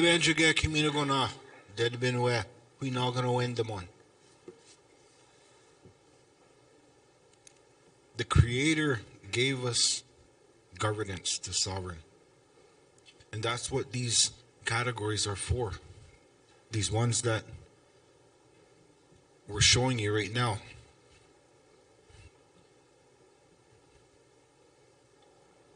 We were given these things in a sequence, these teachings. And each clan were given specific guidance on how to use them, on how to understand them. Because each and every one of us here tend to forget these things. Sometimes it's about ego, sometimes it's about our own arrogance when we're dealing with things. Because like I said before, we're hypocrites on our own teaching sometimes, because what we neglect to do is take care of ourselves during that process. We always continuously want to help, want to help, want to help, want to help. But we forget to take that step back and help ourselves at the same time. These teachings are very, very important to understand, in these subcategories of them, because that's what's on these other slides here, are some of those subcategories that are underneath. I want you to look around and have a quick peek at them, because these categories here, you look at how they're going to change and what the difference is in between them.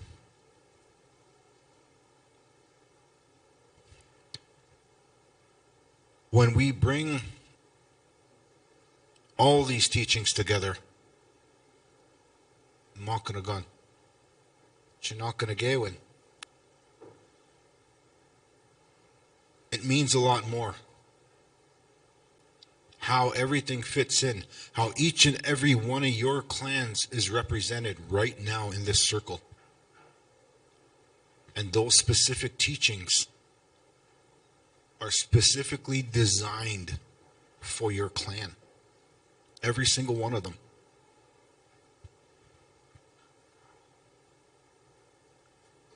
It's very important to remember, that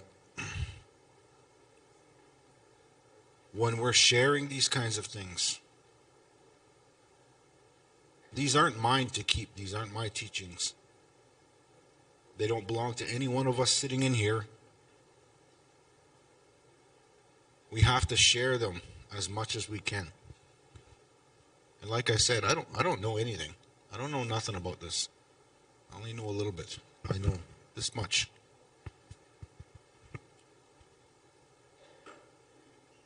Restoration of jurisdiction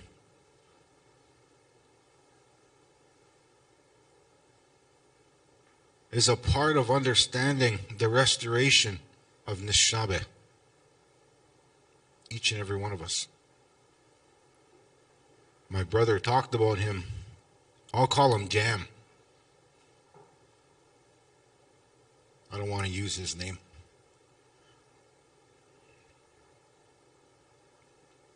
He hurt every one of us sitting in here. Sometimes we don't want to acknowledge that. He tried to take a lot of things from us. And he damn near succeeded.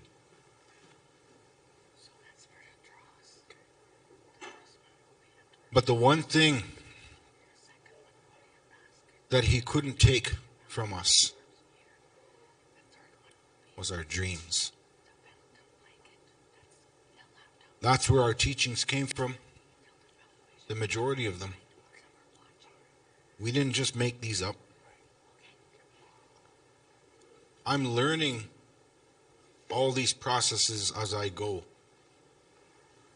I've done my fasting. I suffered a ridiculous amount during my fast. If Wolf Clan members, if you've done your fast according to your clan system, you'll freeze like I did, because our ceremony time is in January, because that's what I was taught and that's what I was told. But it's important to remember these things, because you look at the subcategories now. Let's use bravery. That word alone has already been diluted by many of our schools out there. It's bravery for a reason. A lot of people change that to courage. It's very, very different, those two words. They're still housed under the same thing, though. I'm not saying it's wrong. It's not wrong by any means, but many people change those. But it's there for a reason. You have to be brave enough to stand up when nobody else will. You have to be brave enough to speak up when nobody else will. But you have to have the courage to actually do it. That's the difference. You look at those words and you define them in between each one of those clans, and then you'll find exactly where your clan is sitting underneath each and every one of them. Because they're there, every single component.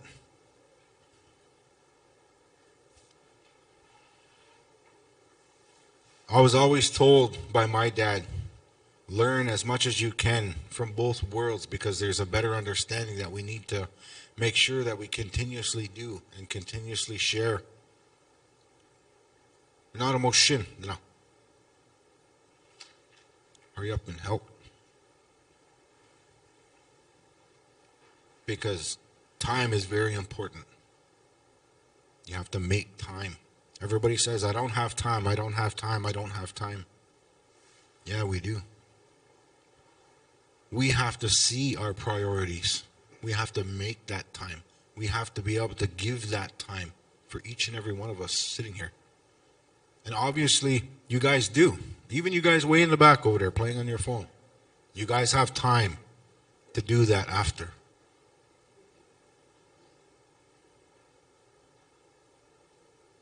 These are the things that were given to me by my teachers.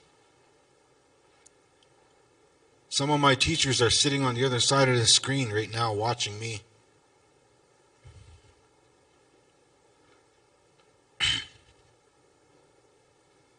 And I guess it's really important to make sure that we share that.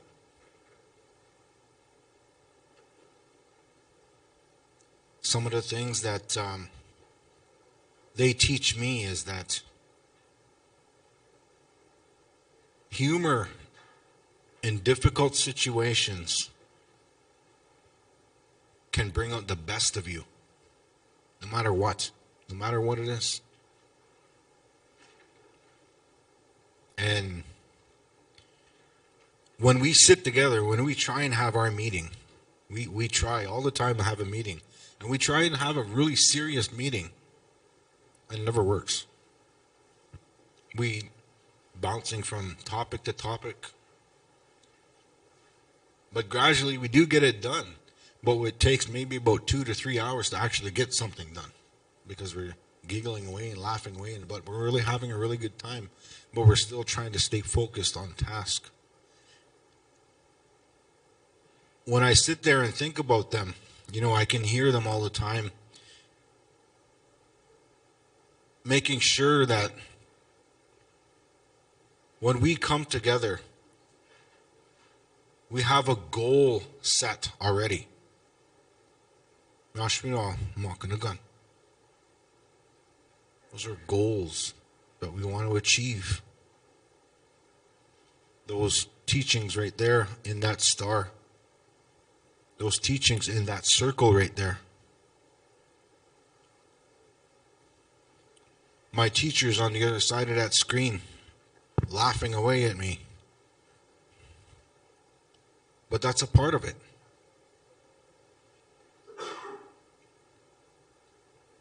With those clans, when they join and unify and bring a lot of these different teachings together, as well as the different lodges that are incorporated, like I said, these teachings, these clans will change with every lodge, with every territory. And we all know that. And we respect that. And we respect the fact that we all come from different lodges, but we still have the same goal in mind. To share as much as we can. Not to be sitting above one another, because we're all equals when we sit down together. Sure, we do have job titles over there, but all of us are equally responsible for a specific area and a specific understanding, just like these teachings. And when we bring them together, sure, you'll have a lot of fun doing it, but making sure that we stay on task and finish what we started. And that's exactly what we're doing. Our leadership, what we have right now, whether it be these two staffs that are here,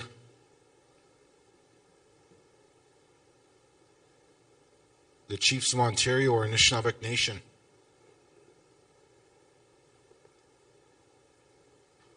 these staffs are designed specifically with purpose, meaning.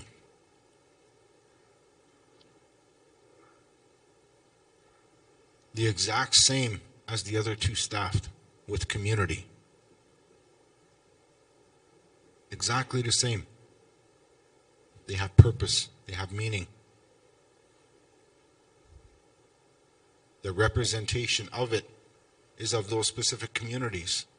The representation of those two other ones are the representation of all of us. Everyone in this room. The specific items that they carry and that they share with one another when they join like this together.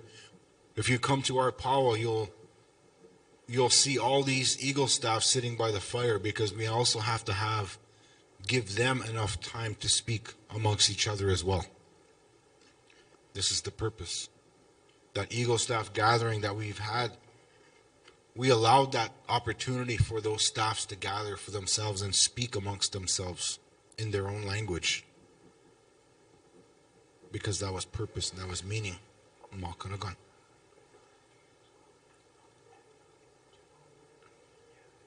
So when we shared all these things amongst each other, we make sure we do it in the most positive way possible, in the healthiest way possible, and to the best of our abilities. There's no wrong way of doing things. There's no wrong way of smudging. There isn't. You can't do it wrong. Just don't burn yourself. But even that itself is a valuable lesson that the hoof gland will provide you. But not only the hoof clan, but the eagle clan as well. The subcategories of these teachings are very, very important, just as much as the 7 grandfather teachings. Those are just the basic fundamentals that Nishabe were given. Break those words down and understand each different levels of them is a part of Makanagan. Teaching you understanding, making sure that we're aware of them. So that way, as we gradually move forward, because we all want to continuously move forward, we don't want to be idle. When we become idle, sometimes we'll lose ourselves in the process. Sometimes we'll get lost. Sometimes we'll find ourselves in a place where we don't want to be. That's why we continuously move forward. Share these things. Each and every one of you sitting in here came here with a purpose. Each and every one of you came here with a specific goal, just as I said with these staffs. Now that you have your answer for the one question that every single person in here had, go home and share it. Because you came here for a reason. Everyone. Your answer was already there inside of you. Because all of us need reassurance. That's all. That's why I was always telling you, I'm not going to teach you anything new, because it's already there. You guys know that the answers are inside of you. I can only guide you to where you need to go. Nastatam. So I think we're going to take a little bit of a break here for a minute. Yeah, we'll do. I guess we'll do a little bit of questions after break. I'll pass it over to. Okay, we'll take a 15-minute break and come back. And if there's some comments and questions, we'll entertain those right off the bat. Coffee and tea are in the hallway. If you haven't filled out an evaluation form, please do so.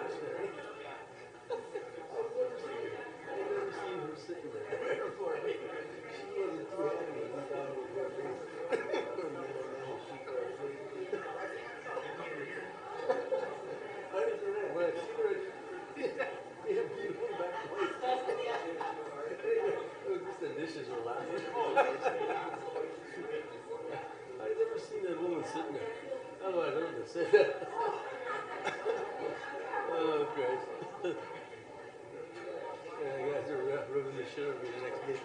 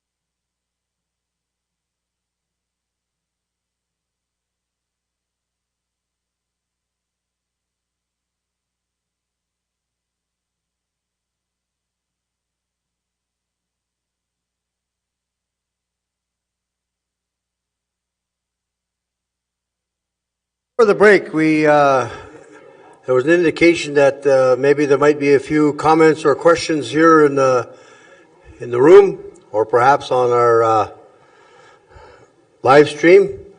So at this juncture, if you've got a question or a comment, just put up your hand and somebody will give you the hands-free mic so that everybody can hear. Anybody? And you'll have to, okay, I can't see through I don't have my X-ray vision working very well today, so so just go ahead and grab the mic and say your question or comment. Thank you, Bill. Hello. Miigwech. Anin.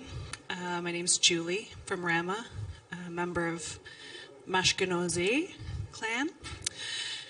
Could I ask you to speak up a little bit, please? Yes. My name is Julie. I am a member of Fish Clan, the Muskie. In my community, there's a lot of questions about where do I belong? And we understand the teachings around Martin Clan adoption, but there's also, children who don't have Anishinaabeg fathers who feel a sense of belonging in a different clan, or their grandfathers perhaps want to adopt them, but this isn't something that we've done in our community in a long time.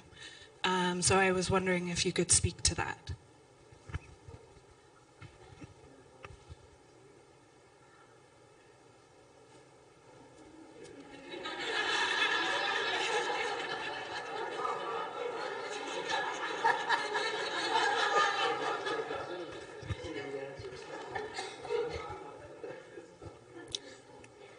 Okay. Nah, Nishin, bah. See, laughter. Laughter's good. We were actually going to get into that part right now before we finish up during the day today. There's a lot of things that we can discuss on this. And there's a lot of things that we have to leave out because there's no shkude here. So I'll try and answer your question as the best as I can. One of the things is that adoption ceremony that is done. Usually the Martin clan will take that themselves and adopt those individuals until they find the actual clan themselves. They'll do ceremony, they'll do the adoption process for now. After that, they'll go out and sit down with, one of our Getsits, bring cloth, bring tobacco, because there's protocol that we have to do as well. In that process, in that whole entire time, that preparation work has to be done as well, because there's prep work and then there's post work that has to be done. The processes that we acknowledge during that time frame is acknowledging each and every one of these clans as we go. Makanagan, right? Acknowledging them, because you don't know where you sit. You don't know where you belong. And that's a part of why a lot of Anishinaabe people are struggling right now, is because their own self-identity. They don't know where they belong. You belong here, right here in Anishinaabe. If you don't know exactly, go sit down with one of those Martin clan members or anybody underneath that clan. Even the sub-clans underneath will, take you in. They'll show you. Because like I said before, the Martin clan, there are a lot of our strategic planning, a lot of the warriors, but more so a lot of the providers as well. And like I said before, those providers will provide everything that you'll ever need, as much as you ever need, because that was the gift that they were given. They were the providers, and they'll give you everything, even if it costs them their own life themselves. That's how important that they see those kinds of things. So when you're looking at any sort of adoption like that, this is why I say that it's really good for our nation here we want to pass on the fathers, but not exclude the mothers. I've seen it done actually on a number of occasions where there was no Anishinaabe father, but the grandfather would say, okay, this is how it's going to happen. The grandfather will take it upon themselves to pass on that knowledge and pass on that clan to that child. And that was an important step. You know, this is why our family was so close. All Anishinaabe family are close, no matter what. We share these kinds of things. But nowadays, how we share is, you know, doing this. And that's got to gradually stop, because we have to make sure we make time for this right here, what we're all doing. This is where it matters the most. All of our teachings are under the oral traditions for a reason. Because, like I said yesterday, was that when you're doing this, you could accidentally capitalize something, and then the misperception of actually reading it from the other end might cause conflict, might promote any sort of negativity that's in there, right? So we want to try and stop that. This is why having these gatherings are very important now, especially after this COVID situation, because a lot of us are suffering, I guess, what the Jaganash calls social anxiety, you know, and that's very, very damaging to even the young generations like my son here. You know, we have to make sure that we make time for this. You know, I had a very, very important lunch date today that I wasn't missing. That lunch date was with him. And that's what I couldn't miss. That's why I wasn't here. We have to make time to do these. We have to make time. Time is very, very important. That's why I'm always stressing that. We have to make time for these kinds of things, especially for these kinds of gatherings. If you're going to have a clan gathering just with your specific clan, then do it. Don't wait. If you want to do an adoption process for a child, then do it. You guys have the ability in you. Every single person in here. You have that ability. Just do it. Don't ask. Just do it. That's what I was always told. That's what my dad always told me. You know, and now I just do it. I don't really care what anybody thinks. You know, it's just who I am now.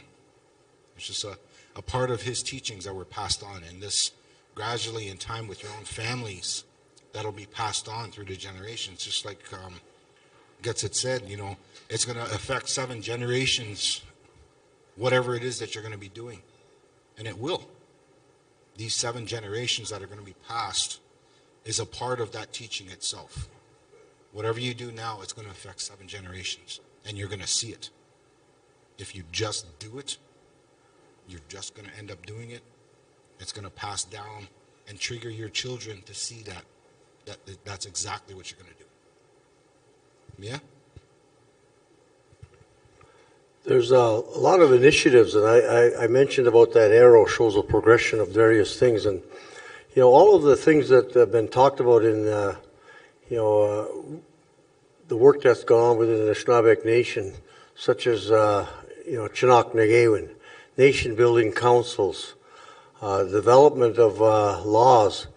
We have our commissioner on citizenship here, Jeanette Novella Corbier, in attendance as well, and she did a major consultation on citizenship, including the discussion about a one-parent rule. And I think, you know, one of the takeaways from this, you know, 2-day session here is to, you know, we're getting a lot of the foundational, you know, discussions of, you know, how things are done. But I think the how to implement, you know, is the next stage. We're going to talk a little bit about that before we conclude the day. And, you know, I think there needs to be, you know, in each community and collectively, a very robust discussion about how we determine our citizenship from an Anishinaabe lens. Nothing to do with, you know, the designations or the way that Indian Affairs tries to, you know, implement genocide on our people. So, Richard, did you have a follow-up comment as well? Aha.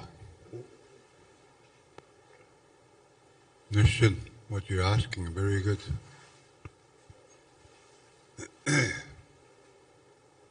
I'm going to answer that. How I know.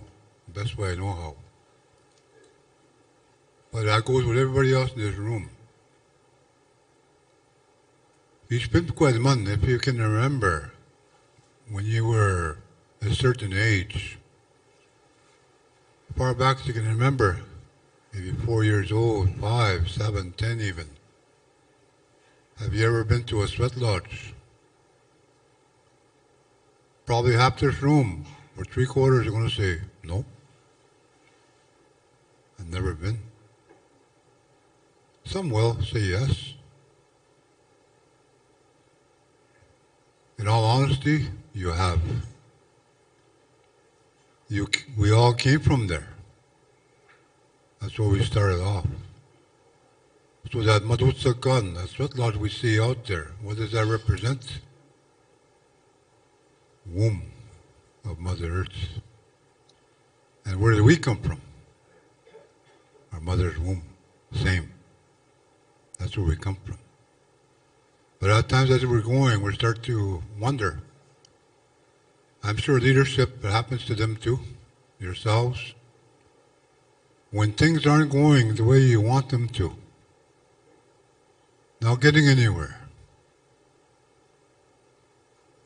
you're disconnected. That's why we were given that Nishnabhe Odyssey. It's in that preamble, that spiritual way of life. Got to have a spirit. Got to reconnect with that spirit. And that's the way to do it. What does this have to do with that little girl, is it? Yeah.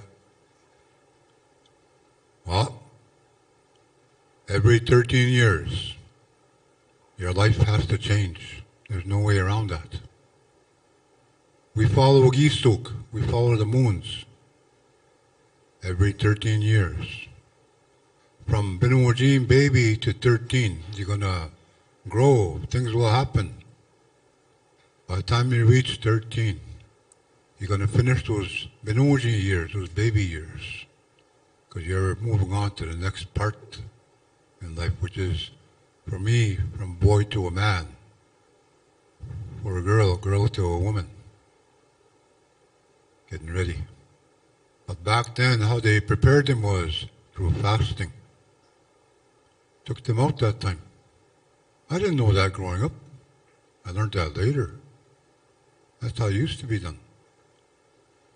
But these Binuwajin we're talking about, Creator gave us those children, but we don't own them. Yeah, they came from us, yeah. They're pure, they're clean, they're innocent when they're young, growing up. Never experienced anything, never did anything. Living the life. And who looks after them is the Thunderbird. Creator gives it, the Binuwajin to us, but the Thunderbird looks after them. Always will. Until that baby is moving on to that 13. That's when they go fasting and find their Tuuteyaman, their clan. Thunderbird will take them there, show them the way. That's how that works. That's how I understand it. And there's a song in our ceremony we sing for that. In our rain dance, we sing that song.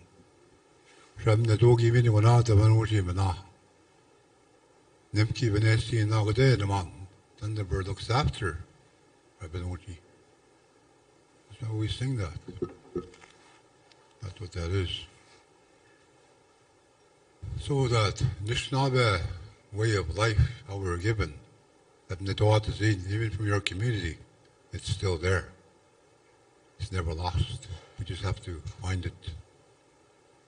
And one of your elders in your community is passed on now. I hold one of his old ceremonies that he passed down. His name was Joe Yellowhead, was his name. I've been given that ceremony. I haven't done it yet. It's not called for. And it's all in spirit. So anything we want to do, Abadek, Nishnave Altazin, you have to have Nishnave spirit in there, spirituality. That's the only way it's going to work.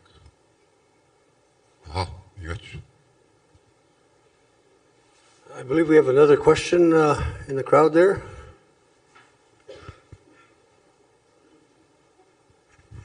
Annie Boujou, I was just noticing on the signs, and I had a question. So I'm Turtle Clan, and it says cousins, place, and role. I was waiting until the end because I wasn't sure if you're going to talk about that, but I noticed that they were different.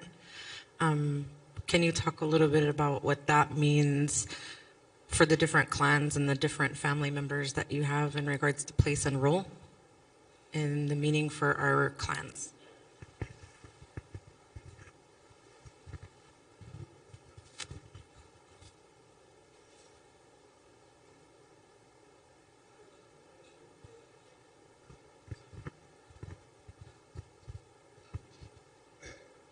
Aha.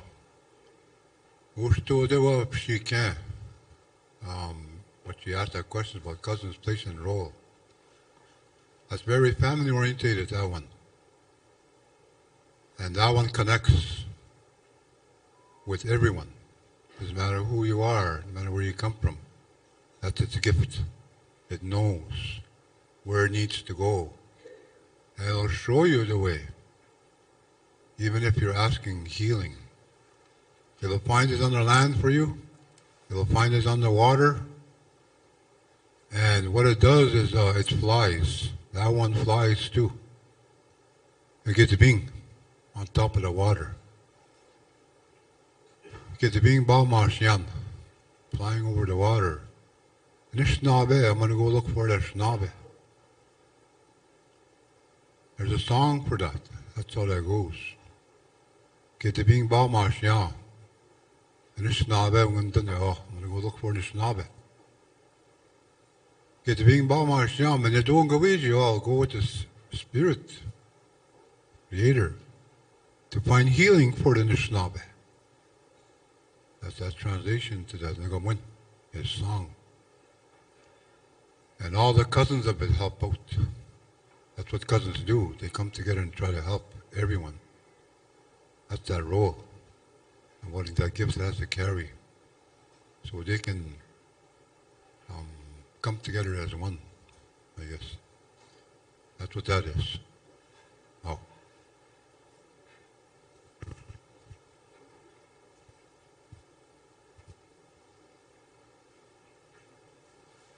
Is there any other questions or comments?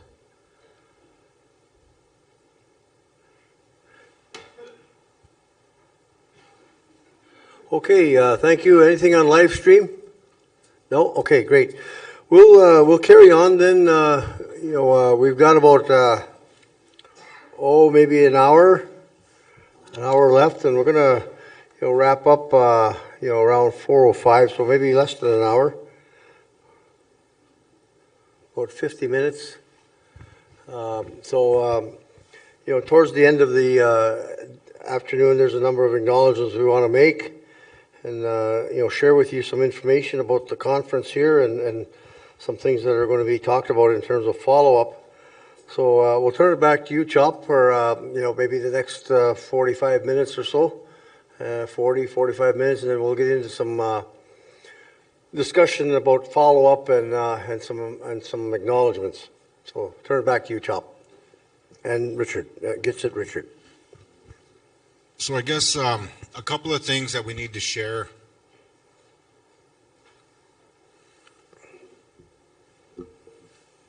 Is, I guess, some terminology in the westernized world and understanding. We all understand what Makanagan is now, correct? And how it works and how it's bringing our clans together. One thing that we have to start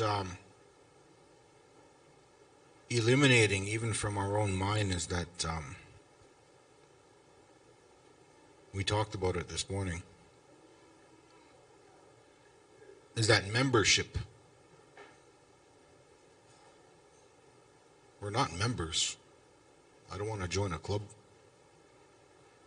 My dad talked about that before, and he was pretty adamant on what he was saying about that word.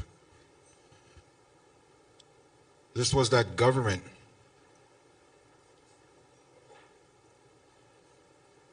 putting us and telling us who we are as Nishnawbe people. We have to have a card. I call it my colonized card when I use it. I saved myself $2 at Walmart last week with it. When you become a member of that, that's one of the things that's the hardest to really accept, I guess. And when we become these so-called members, they make the rules for us. That Indian Act.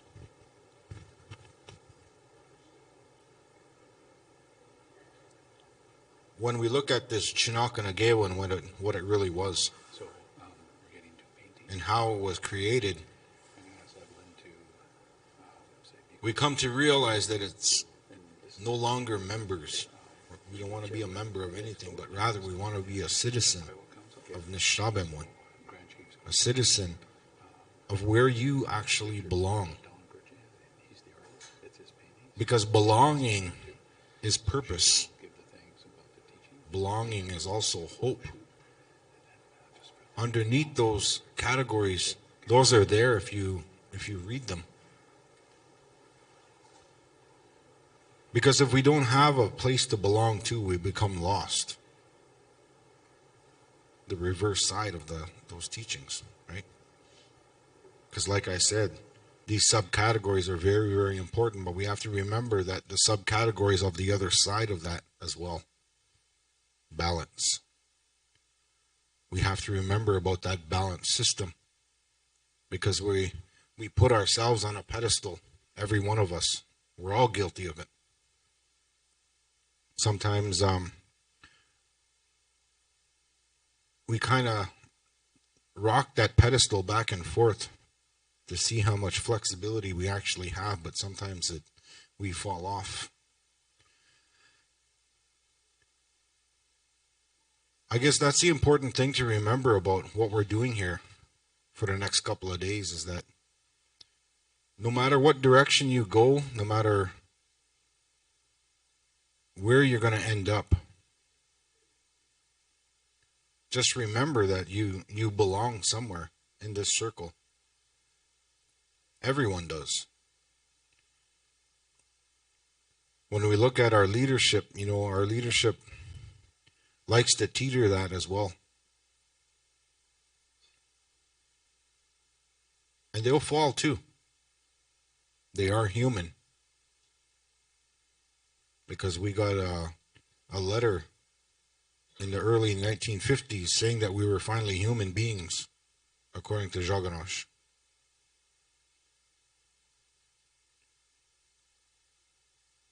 That's why a lot of our ceremonies were banned, because they said they were too dangerous.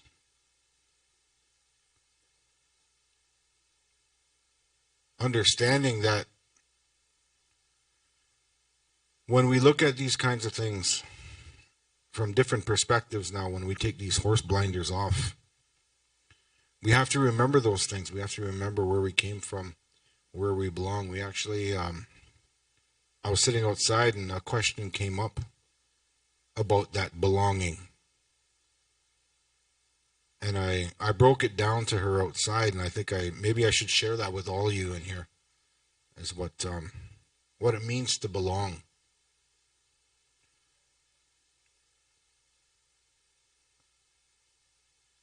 I guess as an example, what I'll say to My brother here is Abishan Jabai.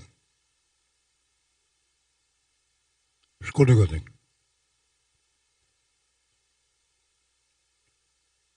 Unashia.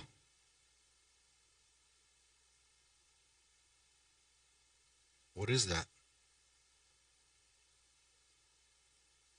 When we look at our preamble, those words are in there, what I just said, both of us. Where we belong. I was taught this by one of my teachers a long time ago. His name was Stan Pelche. He broke these words down for me, and it really resonated with me, a lot of the things that he said. Deben Jaged.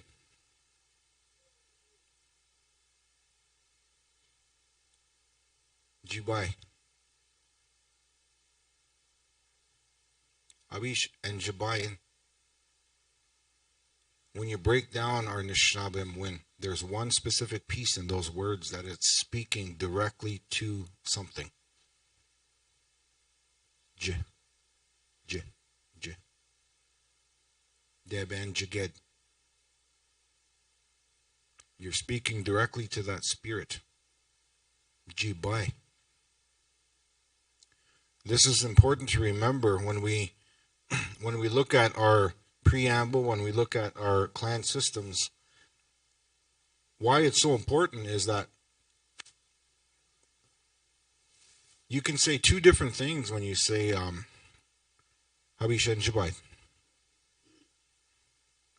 Shagaenda Don Jiba. Not Don Ji. We have to stop cutting these words because they mean something different when you shorten our words. They mean something totally different. And sometimes in other languages, you're going to say something very, very bad. Sometimes you'll get that stick like what I got. But that's why it's so important that we make sure that we have to stop shortening these words. My dad always told me, because I was doing that, he said, stop being lazy. Say the whole word, because there's meaning behind it. That meaning represents where you belong. Your spirit belongs. When I was born, there was a gathering that took place and a ceremony that took place when I was growing up.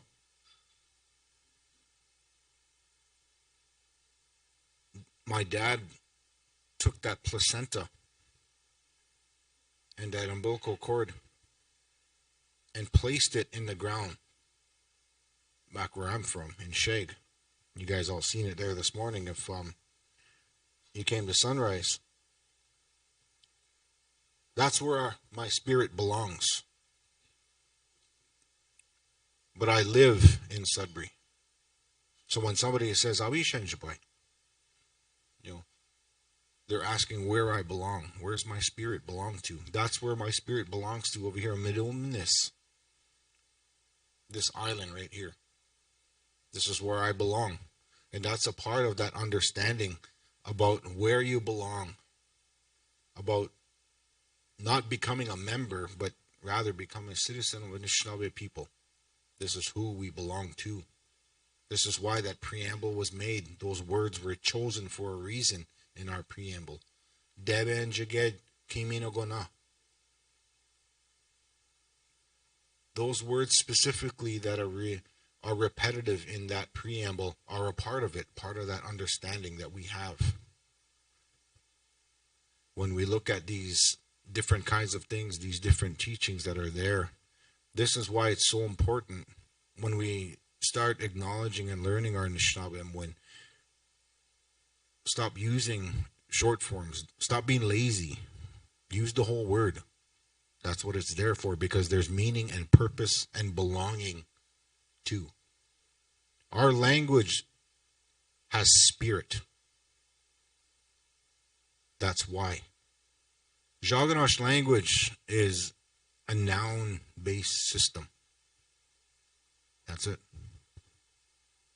Nishnabemwin is a verb-based system. That's the difference in between what it is. That's why it's so important that we utilize it as much as we can. Just like what I said earlier, is even the little bit you know, use it. It don't matter. That's a start. And I praise all you guys if you tried and do that. That's good. That's awesome. Nishinago. Just a little bit helps. And then gradually in time, we'll begin to understand how that works after a while. And Jubai will belong somewhere in this circle, in these teachings, in a specific lodge, because these are there already. We're just not listening. These will deceive you sometimes if you're not listening. These teachings that are here in front of us, a lot of us can't really grasp the handle of understanding what they really represent and what their really meaning behind them are. I use this as an example for a lot of individuals that kind of have a difficult time understanding, especially Anishinaabe people, because we always have to have a really good visual understanding of it. But I want you to sit there and think what that word Mzagedwin means. Break that word down. What does it really mean?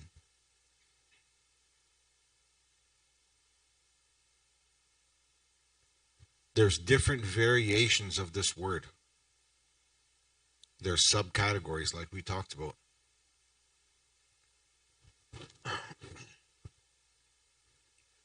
When we look at that word Zagedwin, Zage, this isn't just for listening. You have to use a different kind of sense to understand that, what that really represents, and how it's used. If it's just a standalone word, it means something else in Zagedwin. It means something totally different. This is the importance of understanding those things. That when we sit down and really learn a lot of our own language, you know, it'll give us that sense of belonging ourselves. It'll give us that guidance that we might require, you know, 5-10 years down the road. That way we can teach our young ones, like this guy right here, as sleepy as he might be, but he's still here, right? That's the important factor. I always say this at gatherings. I said we have to incorporate our youth inside of these things. So my question was actually yesterday, why are our kids up the road over there at that school? They should be here, because this is our school. The Shabemwan. Our kids need to be sitting in the back with those little guys coloring so they can hear too. I know they're there. But that's the important steps that we have to take. And this is where we're guilty of that, ourselves. When we incorporate them, when we involve them, that's a sense of belonging as well. And that's what we have to remember. Our children will always look to us for guidance. Even, you know, sometimes they'll hate us. They will.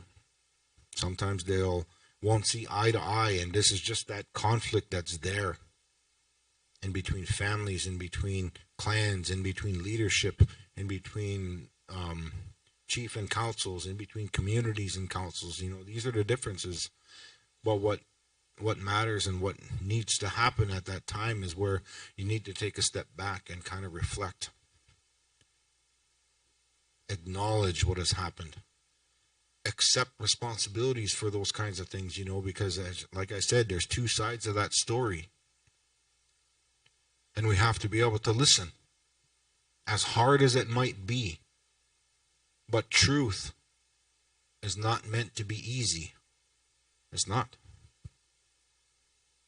This is why it's one of those first three that are there. This is why I was saying that the founding blocks of building those kinds of relationships are very, very beneficial to have, to acquire, to establish. This is why a lot of you are starting to say, oh, okay, I accept. This is why the majority of you guys are laughing now. When you're sitting amongst your clans, you're laughing. Because you have to break those barriers first. You have to gain those things first before you start accepting them.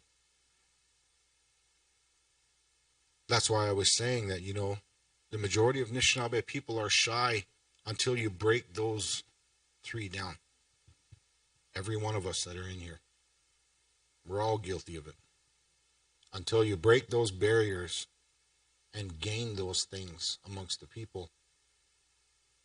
And then after that, that's when you get my friend over there giggling away with her friend over here giggling away. First thing in the morning. But we've already established that a long time ago. We've broken those barriers already because we know each other already.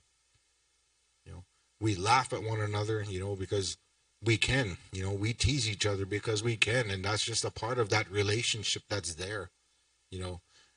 Acquiring these kinds of things during your travels, with one another. This is why it's so important to have that lodge right away, because when you have that lodge right off the bat, when you have that ceremony right off the bat, these are those things that you're trying to gain amongst the people, to teach them and show them and understand. And then that way we can come together, all of us, as equals, without hesitation, and be able to ask those uncomfortable questions that we're so scared to ask, because a lot of people are, you're here for a reason and purpose, but you're too scared to ask that question. What I was always taught was that there is no such thing as a stupid question. There isn't. It's actually having the ability to ask it yourself first.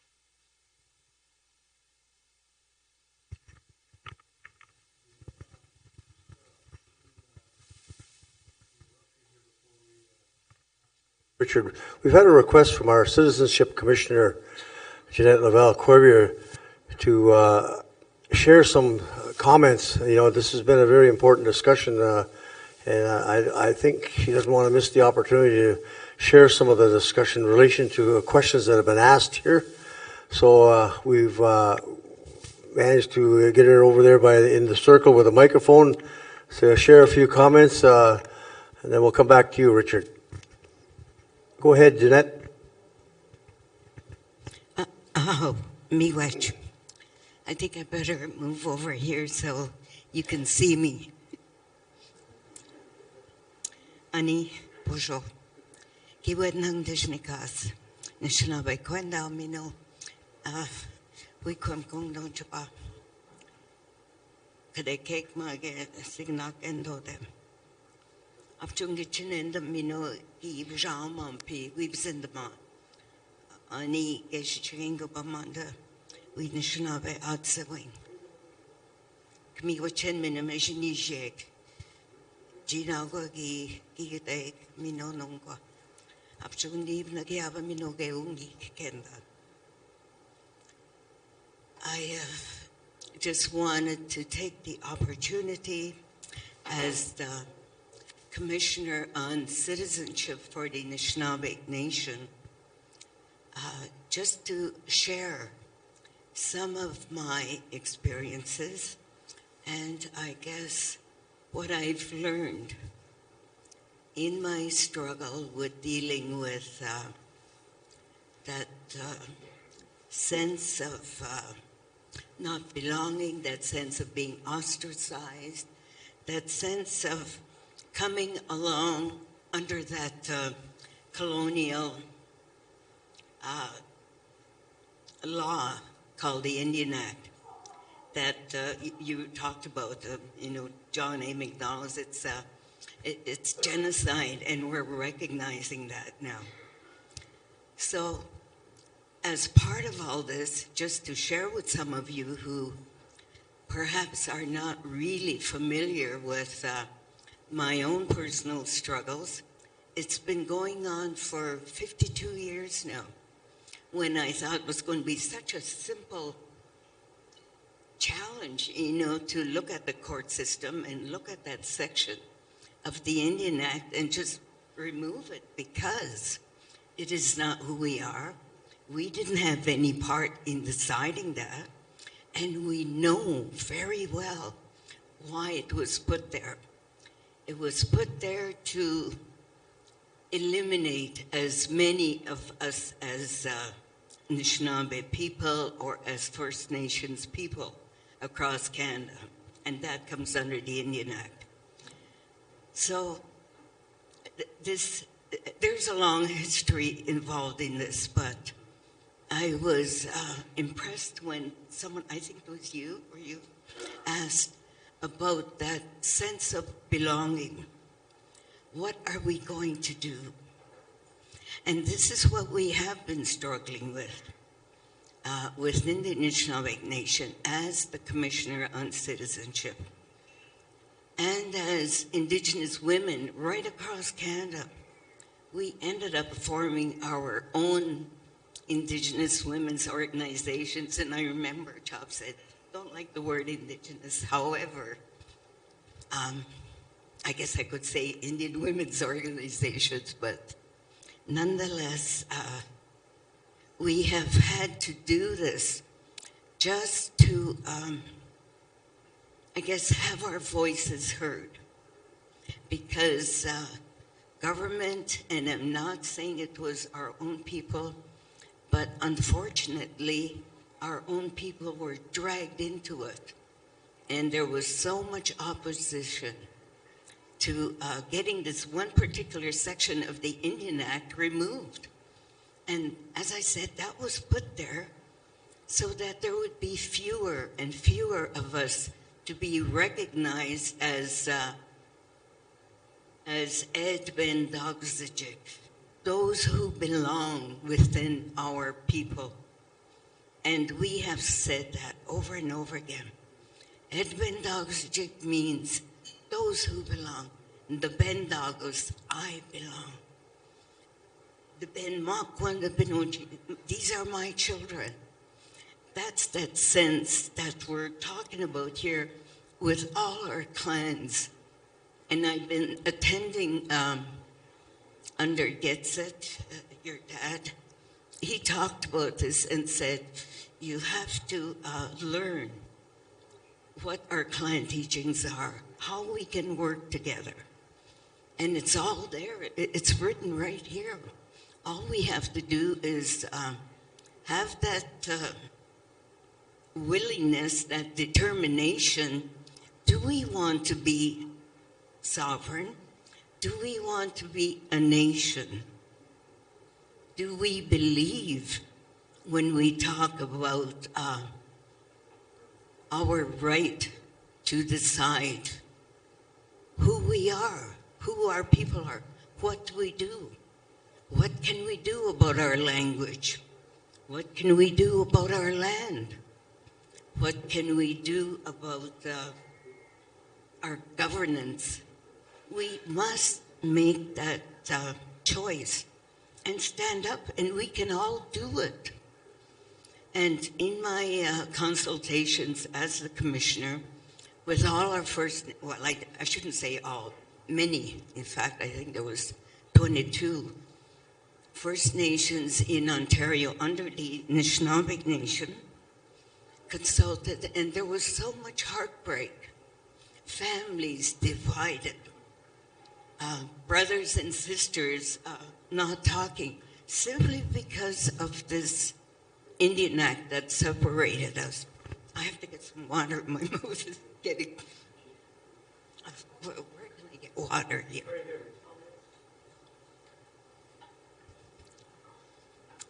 That's what happens when I'm not used to talking so much. And it's dry. Oh,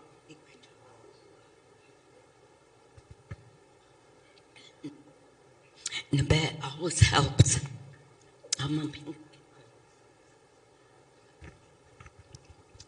And getting back to the work in our nation as the commissioner, I was talking about the division, the heartache among our families, our communities, and the conclusion with our elders, with our women, with the mothers, is that if we can recognize who we are through one parent, either on your mother's side or your dad's side, we call it the one parent rule. And if you can do that, this is to have something, I guess, on paper or recognize that we can talk about. And we mentioned that we don't have to have it on paper. If we can share it with each other, if we know this is what is important, then it doesn't have to be written. We will practice it. We will do it. So it was the one parent rule. And it's there. It's been there for, 15 years now. So how many of our communities have adopted this? Are we prepared to do it? I believe we can do it within our teachings, because all those teachings are there that's telling us this is who we are. And if we have our language, we can use it to share with each other.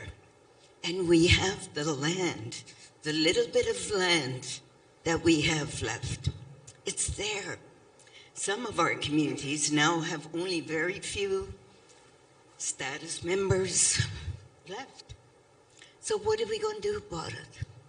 We can come together as Anishinaabe Nation, as Anishinaabe people.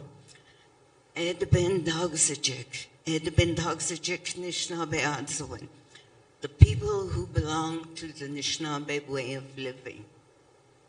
And it can be done. All we have to do is come together, support each other. It's there. And I guess after all these years I've been struggling with this and going through the courts, it doesn't matter. They're going to do what they want to do. And you all know that government of Canada, no matter which political party's in power, they don't really want to see so many populations of indigenous, well, I'm using indigenous, but so many Anishinaabe people, but if we're out in BC, then it's some other tribe of people. They want to eliminate us. And if we don't do anything, it will happen. It's happening right now. But let us be strong. Let us be determined. Let us practice Akadewan. Let us use our Monkanigan under the turtle. Let's use our medicines on a regular basis, daily basis. Have that wisdom. It's all around us, and we can do it.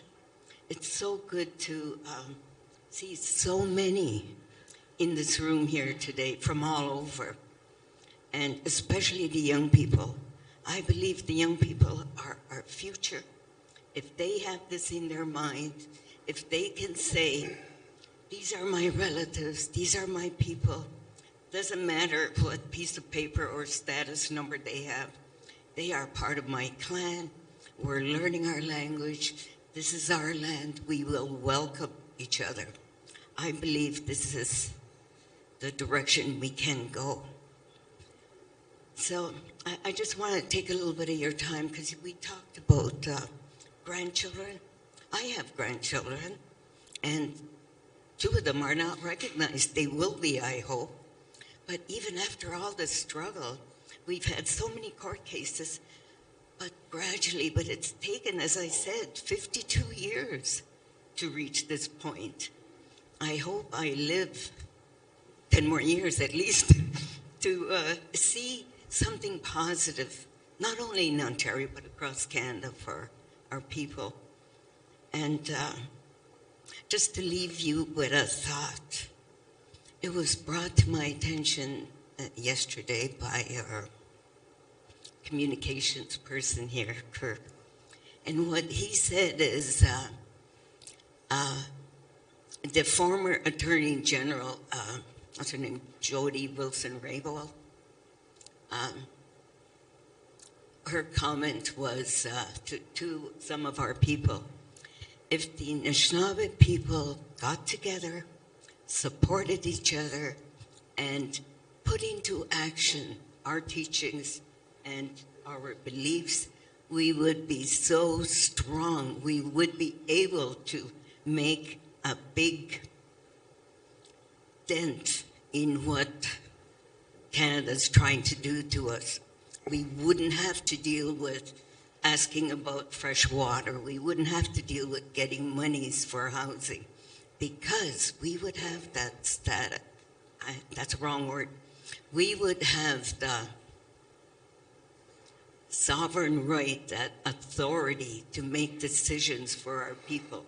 And we would elect, recognize through our traditional way, our leadership, and they would be accountable to all the people at our community levels.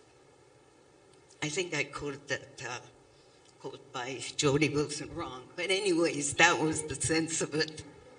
But miigwech gibsendoik, and I hope I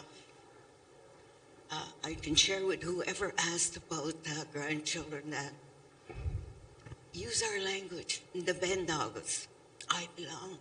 We know where we belong. We have our relatives. We know our communities, and our communities know us. No one can dispute or deny that. All we have to do is bring it out, practice it, do it. Someone, I think it was Chop said, just do it, so let's do it. Miigwech, Jeanette, I just want to, echo and reinforce the comments about, we need to use the proper terminology. Like membership is not the right word. We're citizens of our nations. And, when you use the Bendagsijig, it really goes to the heart of who we are as Anishinaabe, of those that belong. And Chop mentioned the other day, we've been called many different things, whether it's Indian, Aboriginal, Indigenous, Native, you name it, and even Indian Affairs and, the provincial and federal components of Indian Affairs have changed their names so many times. They used to be Indian and Northern Affairs Canada. They're now called ISK. But even in Ontario, they tried to change their names, and they only got it right once. I was mentioning that to the Grand Council Chief. They called themselves Ministry of Indigenous Affairs, MIA. They're missing in action. So that was the only time they got it right. And, of course, when, that was brought to their attention, they quickly changed their name to something else. But anyway, we'll carry on. I think, Richard, you were going to say a few words?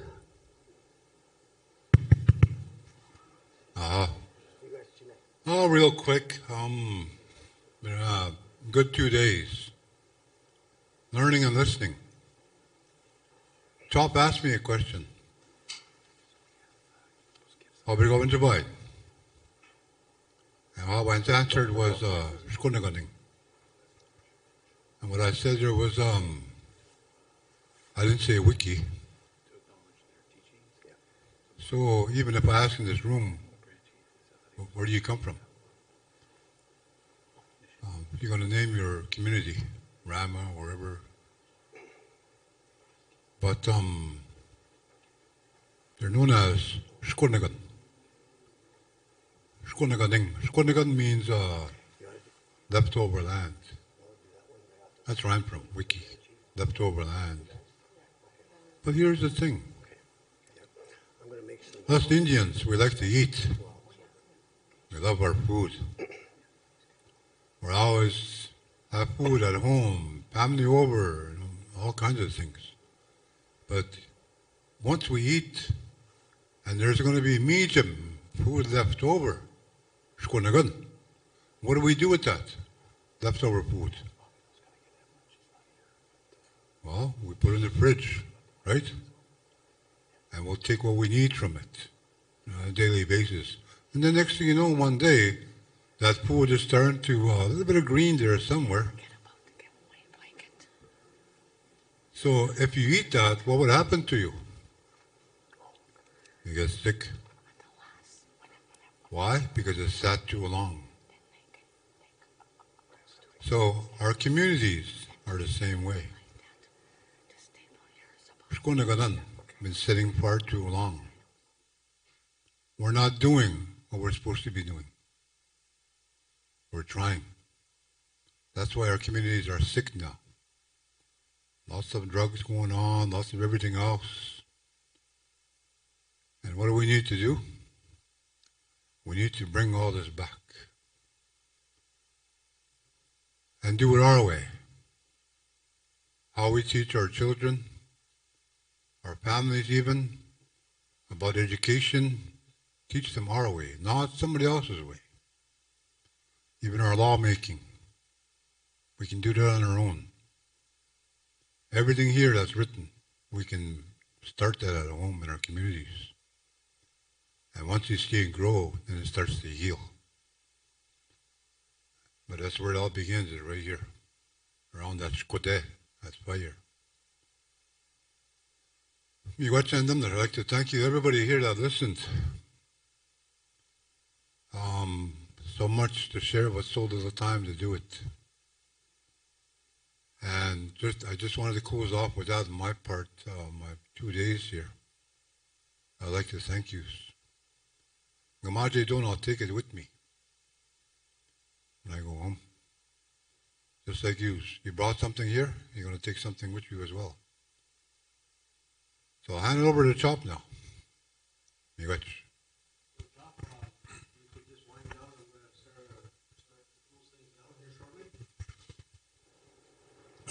Wind down. Or wind up or whatever. Va, optigo nishin, nishabe kwe, nishwak, nishabe. Hachi mut kubishayeng, gibizin ocean, mumpi, doremon. Chimigwech. To each and every one of you for listening to just a little bit of what I know. What I shared with you guys here is for you guys to keep. Just like Argetz had said, I'm going to take a lot away from this as well. I want to acknowledge a few individuals in here for making this actually happen. Those individuals are right there, coloring on those books. They're the ones that made this happen. The one sitting right there beside me, because he was adamant to be with me for the 2 days, for 2 afternoons. Like I said, I had a very, very important lunch date with him. You know, that was very, very key. I want to thank Hogamak, each and every one of those leaders that are in here. Not just the ones that are elected in leadership, but those leaders amongst each and every one of you. Every single one of you guys in here is that. You have that capability, every one of you. We may not be elected, but we're still leaders, each and every one of us. We have to make sure that we continuously do this. This is a start. You want to belong somewhere, You guys out on that other side of that screen, you belong right here as well. And I hope gradually in time that all of us can sit here. You know, maybe next time we sit, there'll be 10 times as many people sitting here amongst us. Maybe we'll have Shkodem be right beside us as we share, because we can share a lot more after. Maybe there'll be a leadership amongst one of these clans that are amongst us.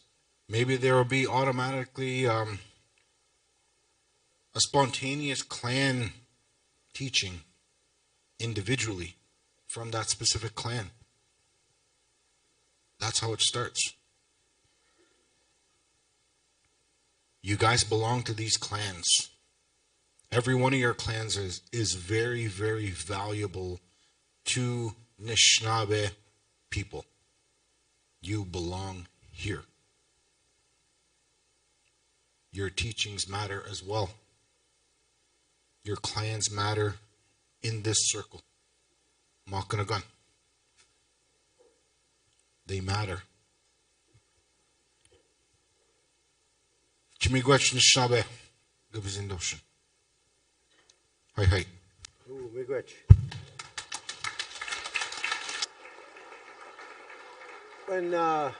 When Gets It, Richard comes back in the room, don't go away, Chop and Richard. We're going to, we have a gift for each of you. In the meantime, I want to just share something with you, about the two-day event we had here. There was 175 people registered, and the number attended in person. On March 28th, which was yesterday, there was 108 people viewed on the live stream. And today, on the 29th, 46 people were on the live stream. And 27 of our 39 First Nations, Anishinaabe Nation First Nations participated.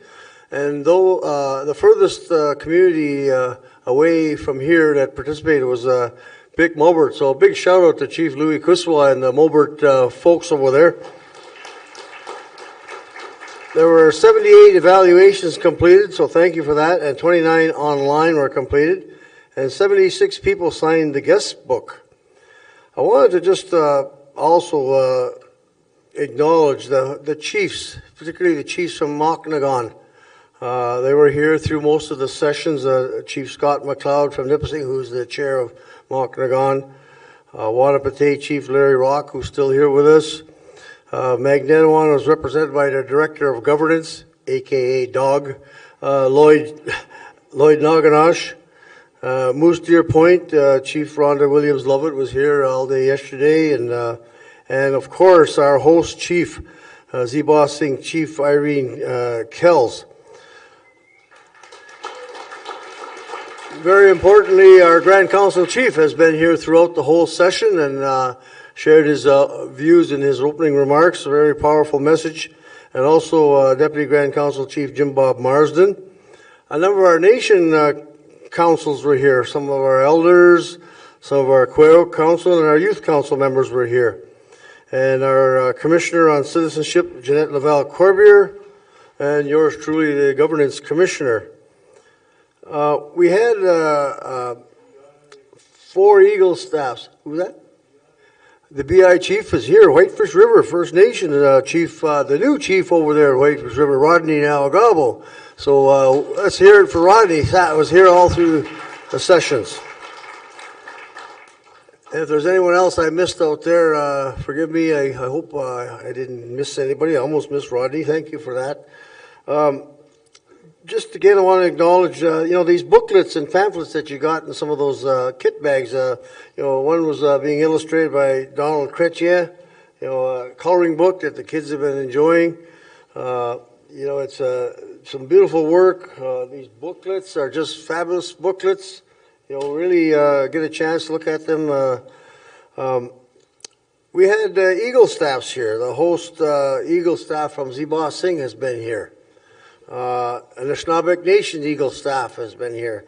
The Chiefs of Ontario Eagle staff and the Atigamashik Eagle staff has been here, throughout the whole 2 days. So that's, the flags of our nations are here prominently represented, so we say Chimigach for that.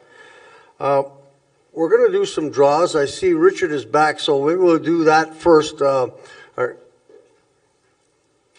to get the drum to come and do the closing song here before we do the final presentations, because we have a number of them, and maybe if you guys could work your way. Just go grab seats for now. But I want to say that the Chagizas drum, they've been just fabulous here. Not only with their openings, and they're going to do the closing now, but they've been here to signal everyone back into the sessions, and with fabulous singing and drumming. So just as they're making their way there, we're going to do a couple of more presentations. Grand Council Chief Reginald Dignabi is going to do a presentation to Getsit Richard Asinaway and to Chop Wandabents, who've been just fabulous sharing their wisdom and the visions of what we're trying to do here with these Dodamug teachings. So Grand Council Chief Dignabi is going over to present both Chop and Richard with a gift on behalf of the Anishinaabe Nation, with much appreciation from all of us, because we learned a lot here. It was, woo! Let's hear it.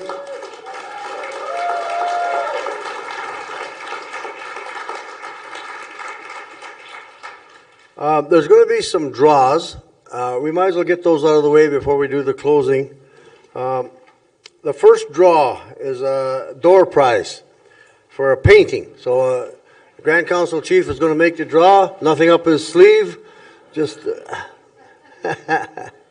He doesn't have a ticket taped to his wrist.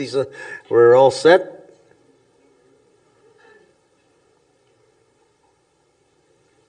And the winner of this painting is Marge Jackson, 859-2863. Marge Jackson. Margaret Jackson. There she is.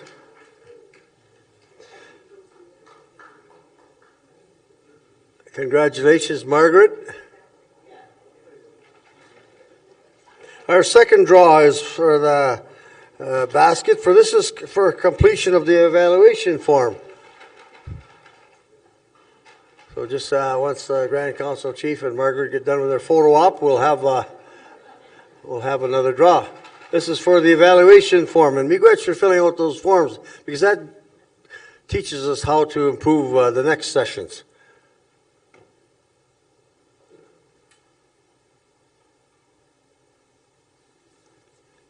And the winner is Daryl Fisher. Daryl Fisher. Huh? Oh. This wasn't rigged. Apparently this is Margaret's son. But Daryl Fisher is the lucky winner for filling out the evaluation form. A beautiful basket. The third draw is for a Pendleton blanket, and we'll just wait for the photo opportunity here. Yeah. Do you have any more family members here, Margaret?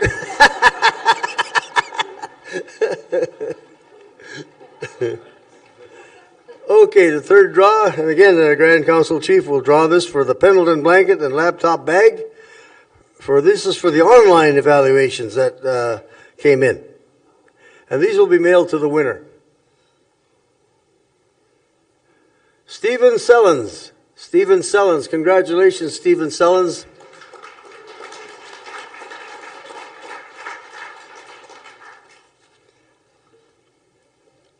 Also, I want to announce, after the closing song by Chagizas singers, there will be a Ziba Singh generously has provided a giveaway.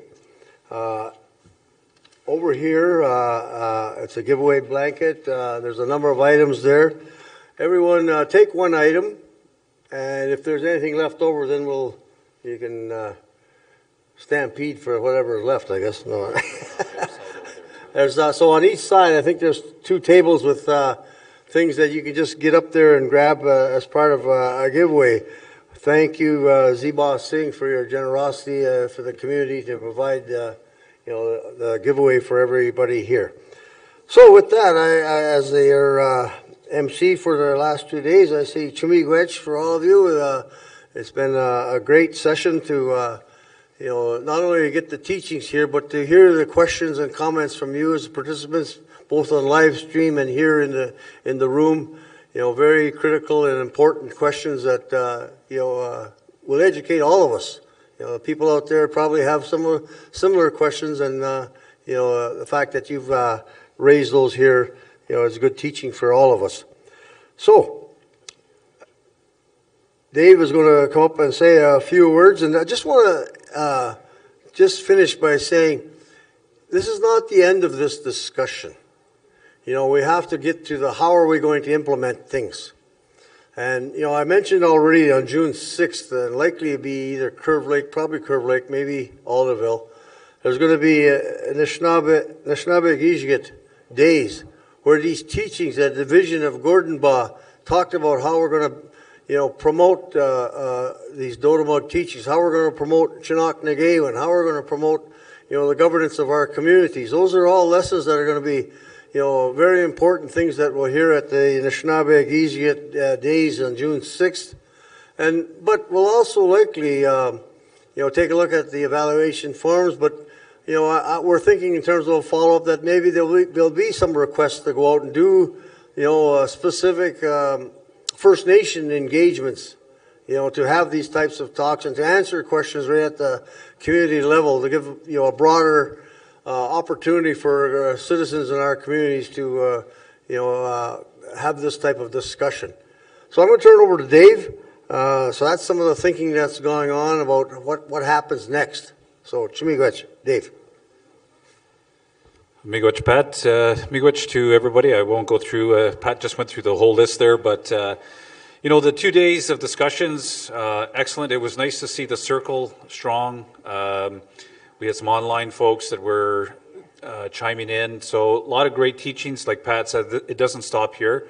We're going to continue to work with the leadership, the communities, and we'd like to bring this further, like the next step. So we're going to be continuing with CHOP and Gets It Sinaway in terms of this ongoing work, because it is important. So miigwech for your times 2, I guess, over the last couple of days. But so, these 2 days wouldn't have been the success if we didn't have somebody guiding us and, somebody not talking through their hat over the last 2 days.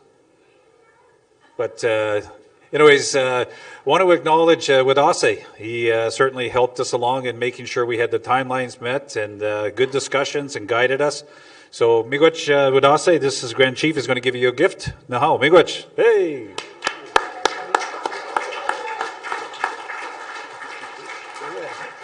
Miigwech, and don't forget, whoever owns these gloves, they'll be up here. They look like they're ladies' small gloves. They're nice gloves. And I said they don't fit me, so whoever is the owner, come and get them.